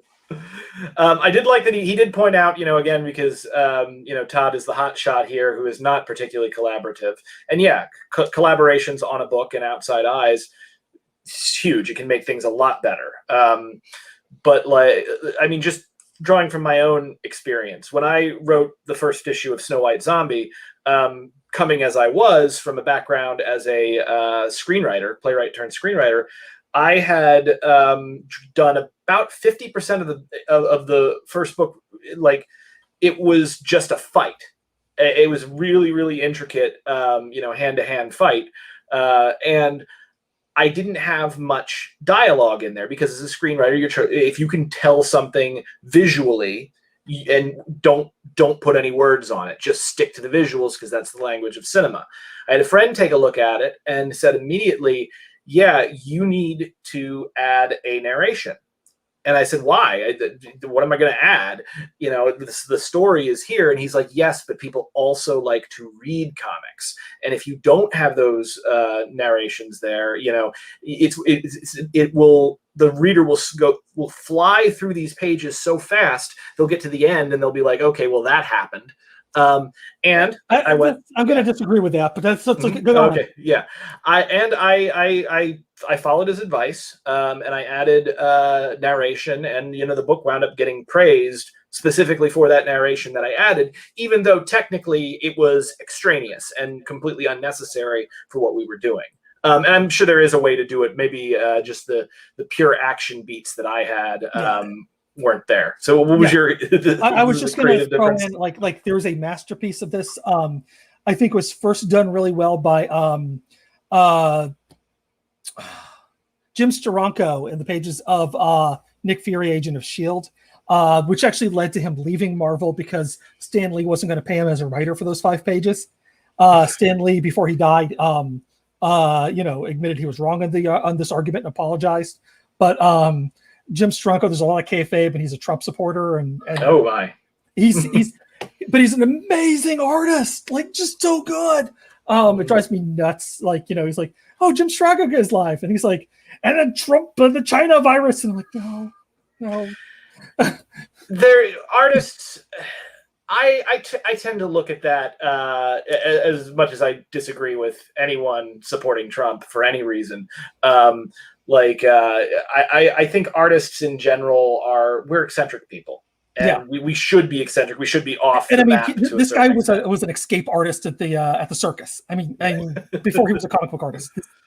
This isn't a lie. Inspired Miracle Man by Jack Kirby. So yeah, it's fascinating guy. His adaptation of Outland and the pages of Heavy Metal Magazine, absolutely worth reading. But the other comic, if you really want absolute masterwork and silent comics, there's a G.I. Joe issue. I'll have to look it up for you because I just don't know what you're talking about. Snake Eyes versus Storm Shadow, the G.I. Joe issue. Yeah, and people have pointed that out to me. But I'm going to point something else out. The characters of Snake Eyes and Storm Shadow, like those were established characters. Yes. People weren't coming into that blind on a first issue. So I think there is something a little different between you got to find special silent issue and then doing it mostly silent or just pure action in your very first comic. Yeah. So all right, let's get back to the debate. All right.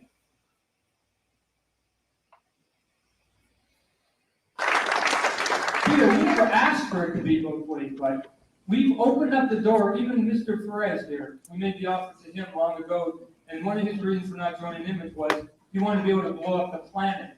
Nobody has come up to us.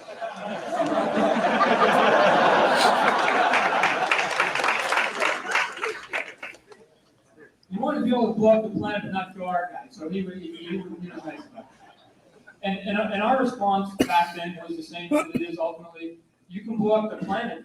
Legends is now doing that. You can have your own little universe. What we're looking for is the emblem up in the corner. What ended up happening wasn't so much that people were going, I want to play in my own universe, and now all of a sudden we're saying, no, you got to play in the universe. They came to us specifically saying, we will do a monthly book, and we want to interact with Wildcats. We want to interact with Spawn. We want to interact with this stuff. Getting into the book, all of a sudden they started going into a different direction. And actually, it wasn't even so much the content, again, Peter. It came down to the promises they made to us of bringing an anchor to us and giving us some stability that they reneged on. Thank you. Okay, violence number 2 is going to be a couple of weeks later.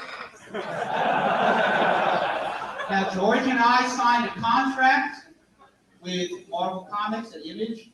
They could take us to cleaners. They could cancel the book. They could demand money back. They could do all kinds of horrible things to us. Instead, what Marie Jagans said to us was, look, just get the book out as soon as you can. We believe in the quality of the book, and we want to see the best job possible. And if it takes an additional week or 2 or 3, get it done and have it come out when it's ready. That is the cherished respect for freelancers that Todd McFarlane put forward so many months ago in CBG, and which to a very large extent, Image has not been able to really live up to. They may have set goals that were too high for themselves. That's not a crime. There's no crime in that. What is a crime is to state that I have been putting forward lies and rumors about them, and when asked point blank to name one, ultimately, Todd couldn't. That is what you should be concentrating on here today. That the reason for this debate is a non-existent one. There is no reason for everyone to be here. I'm glad you had a good time. I'm glad that you've enjoyed it. But I personally don't like having my veracity put on the line in print, and then when asked to present any serious challenge to it, we get nothing. Nothing. I personally am just a touch offended by that. I would also like to thank the judges for showing up and doing this silly job, and George Perez for stepping in at the last moment, and all of you. I certainly hope that the Phillies do the job for you. And how much time have I got? I just want to say something real quick. Okay. Okay, that's it, pretty much. You know what? I'm oddly enough, the thing that I'm most annoyed about is that Peter David got the first and last word. Like, yeah. Oh, I think the Todd McFarlane part got cut because that was on that video that I initially watched, and I did not preview these, so I completely missed that this whole third part, is all chopped up like this. Because, like I said, it was a last minute decision with me and Ben. When they were just kind of showed me how to run this thing to go with the better audio. Okay, so he didn't actually take both of those. It strikes me as, if you can pull that off in a debate and make sure you have the first and the last word and your goal is to win, well, congratulations, you just won. Or at least you scored really big. But yeah, I would think, especially because Peter was a little more together there, if he had brought it around to where he had the first and last debate, I would have been like, oh, that's a little slimy. Yeah, I genuinely, it's been a minute since again, like I said, last time I was actually watching these, I wasn't watching for content. I was watching for quality. And yeah. Now, what I will say is that this is really interesting here. They're talking about how McFarlane had supposedly mistreated several of his freelancers by firing them when their books were not able to come out on time. And when he was with Marvel, he ironically, he said it. He said, like, they could have done anything they wanted to us. They could have done horrible things because they owned it all, but they chose not to. And I think what he's not putting together here, one, is that's an awful position for an artist to be in. It's good that, you know, the king was a good king and a nice king who helped them. But at the same time, you know, what Image was doing there with you know, creator-owned books, and, you know, kind of cutting the old guard out of the equation was striking a major blow for creators' rights. You know, and ultimately what it really boiled down to was it was a labor dispute.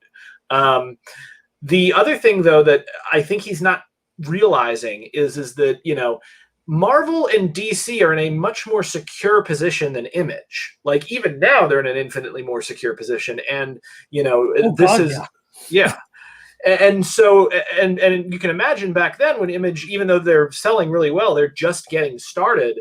It's very easy for Marvel to push back something by a couple of weeks and say, you know, just get it in when you get it in. You know, we believe in this book. Whereas, you know, when you're, you know, 5-6 creators running your own company for the first time, doing stuff beyond simply writing and illustrating your books, you're also heading them out and having all the issues of that. Like, I feel like it's not quite the point that he thinks he's really dragging him there, and he's kind of dragging him, but I don't think, you know, especially with the benefit of hindsight, I don't think this is as strong a point as Peter David thinks it is. Yeah, I think most people remember this as a tie, and if I remember correctly, because I was very curious who won. Because I remember, like I said, I was hanging out in the dealer's room too long and missed it. Mm-hmm. Well, the judges said that Peter David won. Okay. Yeah, but the audience, yeah, I think I can see how it was I think Peter had a much stronger case to present. He was clearly the better, more practiced debater. He was the better public speaker. He took it much more seriously. You know, just if I'm a judge and I have to give it to somebody, I'm giving it to Peter. Absolutely. That said, I think Todd probably got more out of the debate than Peter did. Yeah, and I think too, Todd McFarlane was always like willing to learn. Like you know, I don't think, you know, even in this you can see he's not trying to present himself as like the expert and the absolute like last word on anything. He's like, here's my opinion from my experience, and this is how I see it. Yeah, and like I think that in hindsight that really kind of you know, made him have a stronger argument than necessarily he was heading towards. Mm-hmm. No, I think you're totally right, and I think that, you know, I came into this when I first started watching this before the debate, and I'm like, oh, he showed up like in boxing shorts and stuff. I was like, oh, this guy's going to be insufferable. But, like, you know, honestly, he came across very well in that he seemed a lot more genuine than what Peter was trying to paint him as. And also he seemed to be like genuinely hurt that Peter was saying these things about him and about his company, you know. So in a weird way, even though I think Peter won the debate handily, my sympathies are still to a certain extent with Todd here. And I think that's not simply because of the, it's not simply because of the, like the benefit of hindsight. I think that Todd was a lot more vulnerable there and a lot more genuine. And because Peter's whole argument revolved around him essentially being a flim-flam artist, you know, ironically, by doing as poorly as he did, but also being honest with people and genuine, I think he actively disproved Peter's lines, like, in the mind of the audience. Yeah, because I remember, God, I was reading Wizard back then, and you know what? Cartoonist Kayfabe hasn't gotten that far yet into the future. They're approaching it, but they haven't quite gotten to the issues right around where this happened, or maybe Yeah, no, this was in October, so maybe that I think they're almost there. Mm-hmm. So like I don't quite have that refresher from this channel that I've been kind of waxing nostalgic over. So I do apologize for trying to remember a magazine I read 30 years ago. So overall, like those were kind of my opinions of the debate. What's your takeaway here? My takeaway is I think it kind of goes back to that primitive Marxism that I kind of mentioned before. There was a lot of that with Image in their kind of hype that machine that they had with the promos. If you go back to a lot of that, there was a lot of like working together, and there was a rivalry between them at the same time. And it was weirdly capitalist too, but you're right. It's yeah. Well, they're making a lot of money, and none of these people are radicals, from what I can tell. No, I mean, not like Alan Moore's in there. Well, he did write for Image. He did write for Rob Liefeld of all people. Yeah, he wrote Supreme for a while. Yeah, I remember that. Yeah, sorry, I my main knowledge of and Moore, he worked for Jim Lee for a little bit too.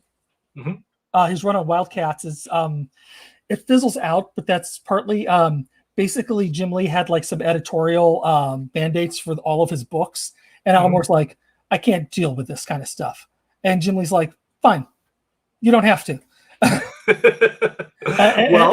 to bring it back, like, because the people who say yes don't change the system.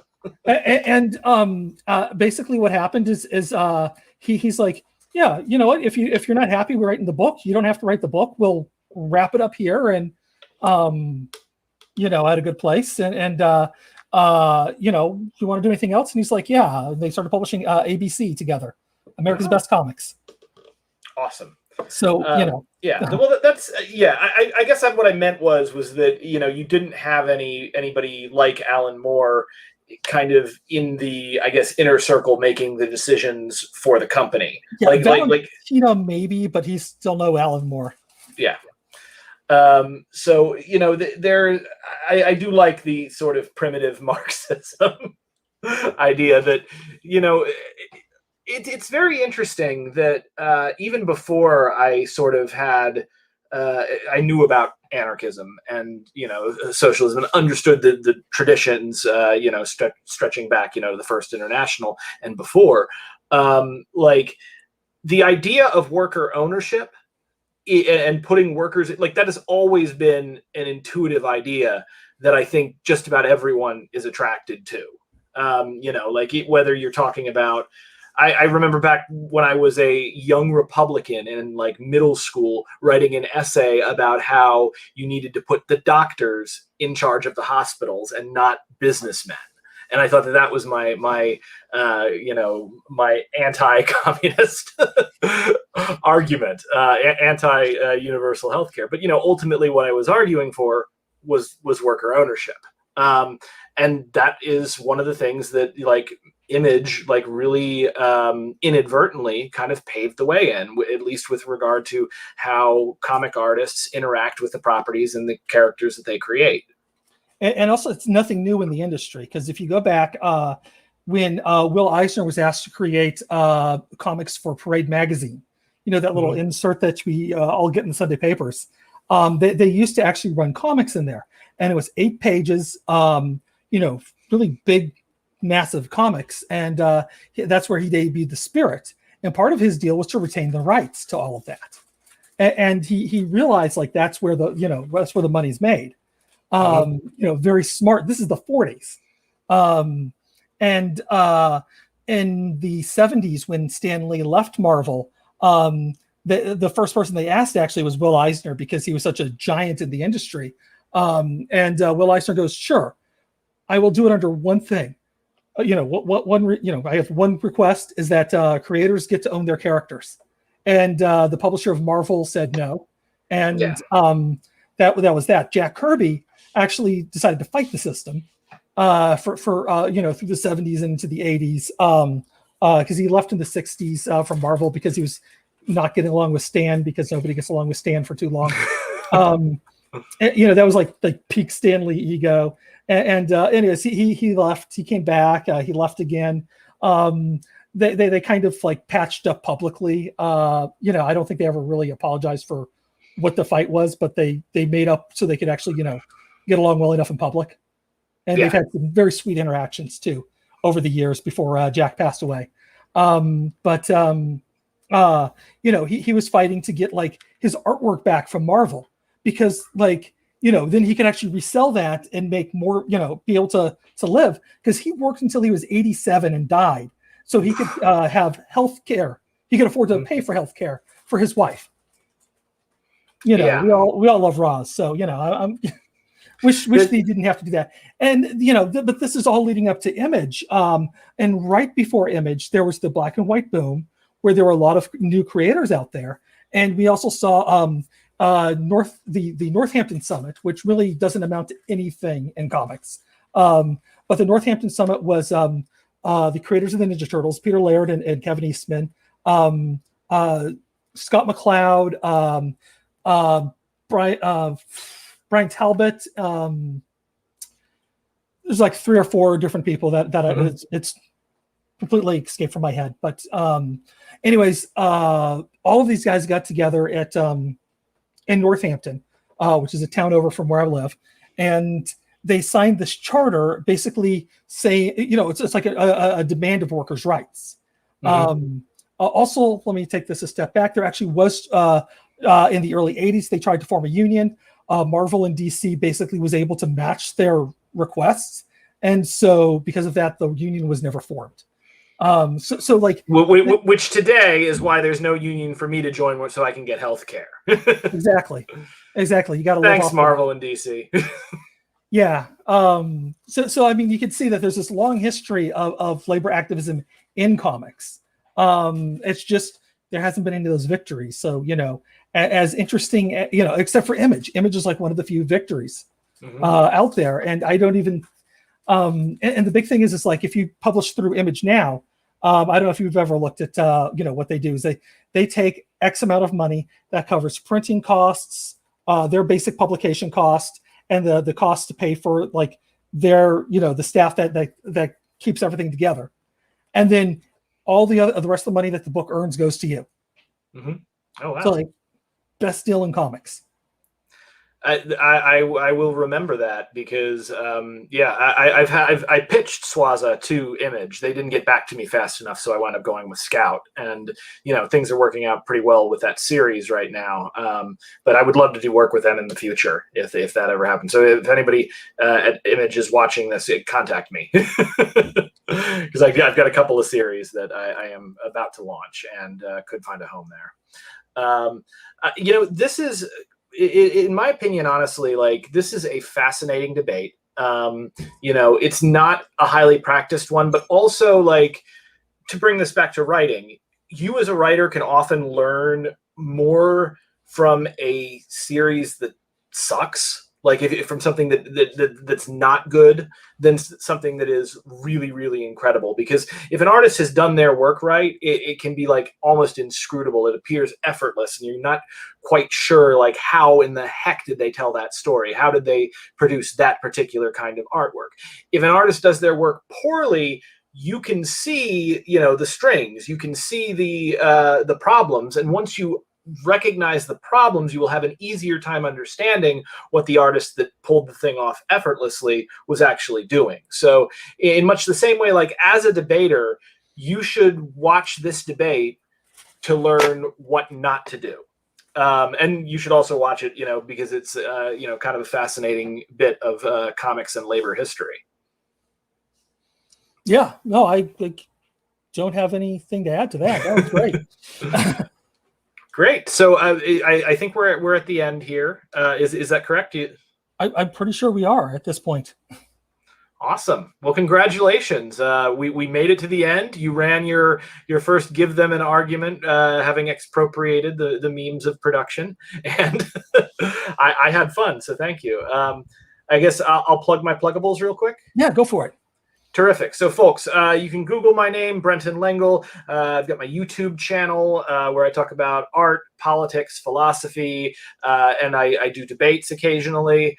I have debated Destiny. I have debated with Ben. I've also done debate breakdowns. Yeah, you can also follow my comic series. I have Snow White Zombie Apocalypse. I'm about to launch Durruti, Shadow of the People, about famous anarchist Buenaventura Durruti, basically the anarchist Che Guevara. And I have a third series that's should be launching or beginning this. It is August now, so I got to actually contact the artist and the other writer I'm working with and see how soon we're going to move. So there's a lot to pay attention to. Just BrentonLangel.com, at Brenton Langel on Twitter, and please like, follow, comment, subscribe. I could really use the more exposure as this ball really gets rolling. All right, just quickly, I did want to thank David, who's no longer with us. We miss him. R.I.P. and go James Cash. Tomorrow at 5, if I remember correctly, 5 p.m. Eastern time, Cole James Cash is actually debuting his new album with FU on his channel, the Cole James Cash Show. So if you are, I'm probably going to be doing graphics for this show, so I'm going to miss it live at least, or maybe I'll stop in briefly, but be in the chat. But if you guys can check that out, I did the album cover. So yeah, this white caveman did the here, you know what? I got it. You got the cover? Let's see. Yeah, let me just double check which tab is it? No. There it is. Okay. Now I know which tab it is. That'll make it easier. Screen share. We don't need to share audio. Chrome tab. That one. There we go. Oh, that's beautiful. I love the, what's interesting, the clown makeup you have on the woman's face, that I'm introducing a character who's kind of got a Harlequin design and is doing a similar kind of clown-based weirdness. So a little bit of synergy right there. Yeah, no, that's it's a particular type of culture from gang culture. Mm-hmm. So I did a deep dive into really kind of capturing the visuals of it. Like I said, I grew up in Marietta and I grew up in Texas. So these aren't that far off from what I grew up with to a degree. I mean, nobody was doing this in the early 80s and the early 90s. But it's not that far off too from what from some of the stuff that I've seen. So but I'm proud of that. I didn't do the colors. The other, excuse me here. Yeah, the person who colored it is oh,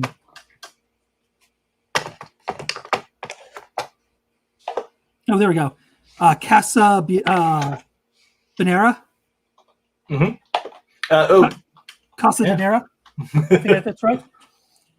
He's the person who finished it up. So, very happy how that came out. That's awesome. Yeah, and hang on while you're looking. I can show you guys. I'll do a special cover reveal here for. Exclusive. It was exclusive for Durruti if I can find it. Let me see. Yeah, I'm not quite sure what they got planned. I think they're going to go through the album track by track tomorrow. So check that out on his show. I know where it is. I'll continue plugging things here. Yeah, keep plugging Yeah, because tomorrow night Ben Burgess is going to be back, and he's going to be debating a libertarian whose name is escaping me right now, but seems like a nice enough guy. And they usually do. He ran for governor of New York. My brain's saying Skippy, and I'm like, shut up, brain. That's not right at all. I've debated libertarians for years. They are, some of them are absolutely awful, but like a lot of them, I like them a lot more than Republicans and most Democrats, to tell you the truth, even when their ideology is ridiculous and wrong. I have a I have a special place in my heart also for Dr. David Friedman, who I debated with American Johnson. And he is probably the best. I argued with anarcho-capitalists so long that I eventually fought the final boss. Larry Sharp is his name. Larry Sharp. Yeah. That does sound very, very similar. All right. So here we go. Does this let you do that?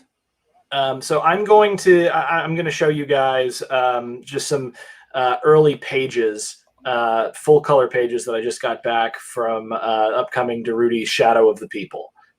So let's, and this can be an exclusive for you guys. If there are those of you who don't know about Derudi or don't know who he was, definitely check him out. He is one of the most fascinating anarchists in history. So let's go to share screen. Share screen. Let's see, window. Do I have it here? I have no clue what's happening Wednesday. Okay. Let me add this to stream. Oh, hang on. I pulled up the wrong thing. Okay. Okay, I see it. Just let me know when you got it, and I'll post it up there. Here we go. Then we'll have something on Wednesday. Ready?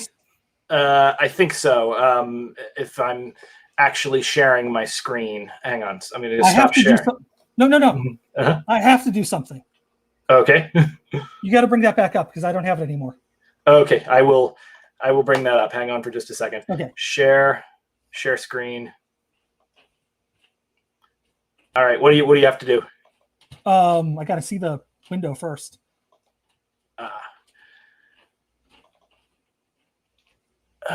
Why is it not bringing up? I'm only seeing Microsoft Edge. It's not detecting my Google Chrome. You know what? I will just grab this off and open it up in Microsoft Edge. That'll work. Okay. Because I have an option for Chrome tab because I'm writing this in Chrome. Oh, you do have an option for a Chrome tab. Yes. Okay. That's how I was able to do all this tonight. Can you bring up an option for a Chrome tab? I can. Well, to share your stuff, I need to see. You actually had it up on the screen, and I literally just had to hit a button. I was about to. Oh. And then you took it down. Oh, nuts! Do you see it now? No. No, it's not up on the screen. Okay. Let me. Because like when I hit screen share, and I go in, let's just go back. Here it is. Here is that. Yeah, because then you're Microsoft Edge. You hit share, it's going to pop you over to that window, so you can see it. All right, window. And then it pops up at the bottom for me. And I don't know if you can actually see it because there we go. Yeah, this is the second page of this, and it's starting off. This scene is Derudi as a young child, apprentice to Melchor Martinez, who is a socialist blacksmith who very famously said to Derudi's parents, if you have a Derudi apprentice with me, I will teach him to be a master blacksmith and also a socialist. So think about what it is that you want in life, Buenaventura Derudi. Yeah, there's a lot going on here, but the whole forging of the gear, this whole intro scene kind of reminds me a little bit of like the original Conan, if you remember, with the sword. Yeah, yeah. Which the actor who played Conan's father recently passed away. Oh my. All right. Well, thank you very much. This has been incredible, and I look forward to getting this book out to everybody. Yeah. Excellent. Well, thank you, everybody. See you here tomorrow. And check out, well, I don't know when we'll see you again, Brenton. Hopefully soon. Yeah, we will find that out. All right. And I'm supposed to click over here. Hold up. In video.